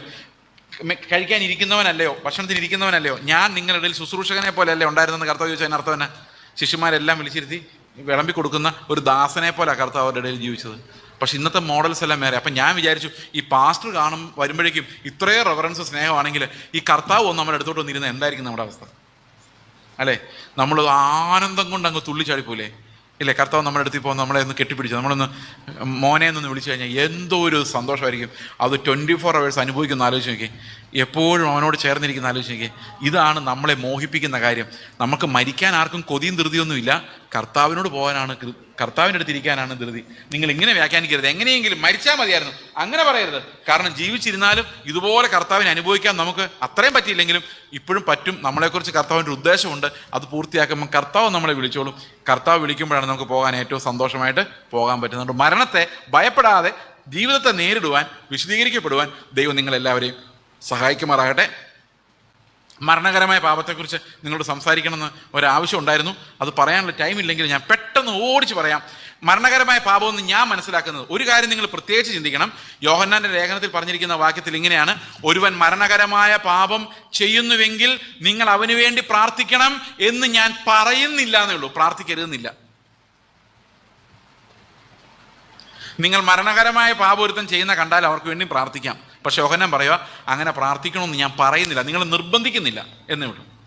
ഓക്കെ, അത് നമ്മൾ ശ്രദ്ധിക്കണേ. അല്ലാതെ മരണകരമായ പാപം എന്ന് പറഞ്ഞാലും അവനെ നാളെ രക്ഷിക്കാൻ കർത്താവിന് കഴിയില്ലാന്നൊന്നും അർത്ഥമില്ല. ഈ ഒരു പ്രാർത്ഥിക്കണമെന്ന് നിർബന്ധിക്കുന്നില്ല എന്ന് മാത്രമേ പറയുന്നു. ഇനി മരണകരമായ പാപത്തെക്കുറിച്ച് നമ്മൾ ചിന്തിക്കുമ്പോൾ പ്രധാനമായിട്ടും എൻ്റെ മനസ്സിൽ വരുന്നത് 4 പാപങ്ങളാണ്, 5 പാപങ്ങളാണ്. ഇതിലേതുമാകാം, അവിടെ ക്ലിയർ ആയിട്ട് അത് പറഞ്ഞിട്ടില്ല എങ്കിൽ ഇതിലേതുമാകാം, ഒരു പക്ഷേ എല്ലാം ആകാം. ഓക്കെ, 1, പരിശുദ്ധാത്മാവ് തരുന്ന ബോധ്യങ്ങൾക്കെതിരെ പാപം ചെയ്യുക. അതായത് യേശുക്രിസ്തുവിന് എനിക്ക് വെളിപ്പെട്ട് കിട്ടിയിട്ടും എൻ്റെ സൗകര്യത്തിന് വേണ്ടി ഞാൻ വേണ്ടാന്ന് വയ്ക്കുക. അപ്പോൾ എൻ്റെ ആത്മാവ് എന്നോട് പറയുന്നുണ്ട് ഇത് കർത്താവാണ്, സ്വീകരിച്ചോ എന്ന് പറയുമ്പം എനിക്ക് കർത്താവെന്ന് മനസ്സിലായി, പക്ഷേ സ്റ്റിൽ എൻ്റെ ലോകം ഞാൻ കൂടുതൽ സ്നേഹിക്കുന്നതുകൊണ്ട് കർത്താവിനെ തള്ളിക്കളയുന്നു. ഇതാണ് പരീശന്മാർ ചെയ്ത പാപം. അപ്പോഴാണ് കർത്താവ് പറഞ്ഞത്, ഇത് പരിശുദ്ധാത്മാവിനെതിരെയാണ് നിങ്ങൾ പാപം ചെയ്യുന്നത്. നിങ്ങളെ ബോധ്യപ്പെടുത്താൻ പരിശുദ്ധാത്മാവ് ശ്രമിക്കുമ്പോൾ അതിനെതിരെ നിങ്ങൾ ഫോഴ്സ് ഇട്ട് അതിനെ എതിർക്കുകയാണ്. അപ്പോൾ അത് ഒരു മരണകരമായ പാപമായിട്ട് നമുക്ക് കണക്കൂട്ടാം. 2, വ്യഭിചാരം. വ്യഭിചാരം എന്ന പാപം മരണകരമായ പാപമായിട്ട് വേദപുസ്തകം പലയിടത്ത് പറയുന്നുണ്ട്. അതൊരു പ്രധാനപ്പെട്ട കാര്യം. ഈ ഒരു പാപം മാത്രമാണ് ശരീരം കൊണ്ട് ചെയ്യുന്നത്. അതൊരു വ്യഭിചാര പാപത്തിൽ, അതായത് ഒരു സ്ത്രീയും പുരുഷനും ഒന്നായിരിക്കുമ്പോൾ അവരുടെ ശരീരം മുഴുവൻ ഒന്നാണ്. അതായത് the whole body is involve in that relationship. എന്നാൽ ആ ഒരു ഓൾ ബോഡി ഭാര്യയിൽ നിന്ന് സെപ്പറേറ്റ് ചെയ്ത്, അല്ലെങ്കിൽ ഭർത്താവിൽ നിന്ന് സെപ്പറേറ്റ് ചെയ്ത് വേറൊരാളുമായി ഒട്ടിച്ചു ചേർക്കുമ്പോൾ അത് ശരീരത്തിലെ ഓരോ അവയവങ്ങളും പാപം ചെയ്യുകയാണ്. അത് ദൈവത്തിൻ്റെ ആലയത്തെ നശിപ്പിക്കുന്നതിനും അതിനകത്ത് ഗ്ലോറി ഇല്ലാതാക്കുന്നതിനുള്ളൊരു പരിശ്രമമാണ്. അത് മരണകരമായൊരു പാപമാണ്. അത് ആരെങ്കിലും ചെയ്യുന്നതായിട്ട് കണ്ടാൽ നിങ്ങൾക്ക് അവർക്ക് വേണ്ടി പ്രാർത്ഥിക്കണം, നിർബന്ധമില്ല, പ്രാർത്ഥിക്കാം. ഓക്കെ, ഇനി 3ാമത്തെ കാര്യം എന്ന് പറയുന്നത് എബ്രായ ലേഖനത്തിൽ പറഞ്ഞിരിക്കുന്ന 3 വിഷയങ്ങളാണ്. അതിലൊന്ന്, ദൈവപുത്രനെ ചവിട്ടിക്കളയുകയും നിങ്ങളെ വിശുദ്ധീകരിച്ച നിയമരക്തത്തെ മലിനമെന്ന് എണ്ണുകയും കൃപയുടെ ആത്മാവിനെ നിന്ദിക്കുകയും ചെയ്യുന്നവർക്ക് എത്ര വലിയ കഠിനമായ ശിക്ഷാവിധി വരും എന്ന് പറഞ്ഞു കഴിഞ്ഞാൽ അതെല്ലാം അപ്പോസ്റ്റസിയുമായിട്ട്, അതായത് കർത്താവിനെ നിഷേധിക്കുന്നതുമായിട്ട് ബന്ധപ്പെട്ട പാപങ്ങളാണ്. യേശുക്രിസ്തുവിനെ നമ്മൾ നിസ്സാരനെന്ന് കാണുക, അതിനൊക്കെ ഒത്തിരി വിശദീകരിക്കാനുണ്ടാതെ, അത് നിസ്സാര കാര്യമല്ല. നമുക്ക് പലർക്കും അങ്ങനെയുള്ള പാപങ്ങളിൽ പലരും വീണിട്ടുണ്ട്. അതുകൊണ്ട് ഈ വക കാര്യങ്ങൾ നമ്മൾ വളരെ സൂക്ഷിക്കേണ്ടതാണ്. ഇതാണ് എനിക്ക് അതിനെക്കുറിച്ച് മനസ്സിലായിട്ടുള്ള കാര്യം. ഈ വക കാര്യങ്ങളാണ് ഏറ്റവും സീരിയസ് ആയിട്ട് വേദപുസ്തകത്തിൽ പറഞ്ഞിട്ടുള്ളത്. അങ്ങനൊരു പാപം ചെയ്യുന്ന ഒരാളെ നിങ്ങൾ കണ്ടാൽ നിങ്ങൾ അവർക്ക് വേണ്ടി പ്രാർത്ഥിക്കരുതെന്നില്ല, പ്രാർത്ഥിക്കണമെന്ന് നിർബന്ധമില്ല എന്ന് മാത്രമേ ഉള്ളൂ. ഞാനിത് കൂട്ടിച്ചേർത്തെന്ന് മാത്രം. അവസാനം ആയിട്ട് ഒന്നുകൂടെ പറയട്ടെ, നമ്മൾ ദൈവരാജ്യത്തിലേക്കുള്ള ധാരാളമായ പ്രവേശനം പ്രാപിക്കാൻ തക്കവണ്ണം ദൈവം നമ്മളെ ആ ജീവനും ഭക്തിക്കുമുള്ളതെല്ലാം തന്ന് ക്രിസ്തുവിൻ്റെ സ്വഭാവത്തോട് നമ്മളെ അനുരൂപരാക്കി മാറ്റി ഒരു പെർഫെക്റ്റ് ഫെയ്ത്ത് നമ്മുടെ ഉള്ളിൽ കർത്താവ് ഉരുവാക്കട്ടെ എന്ന് നമുക്ക് പ്രാർത്ഥിക്കാം.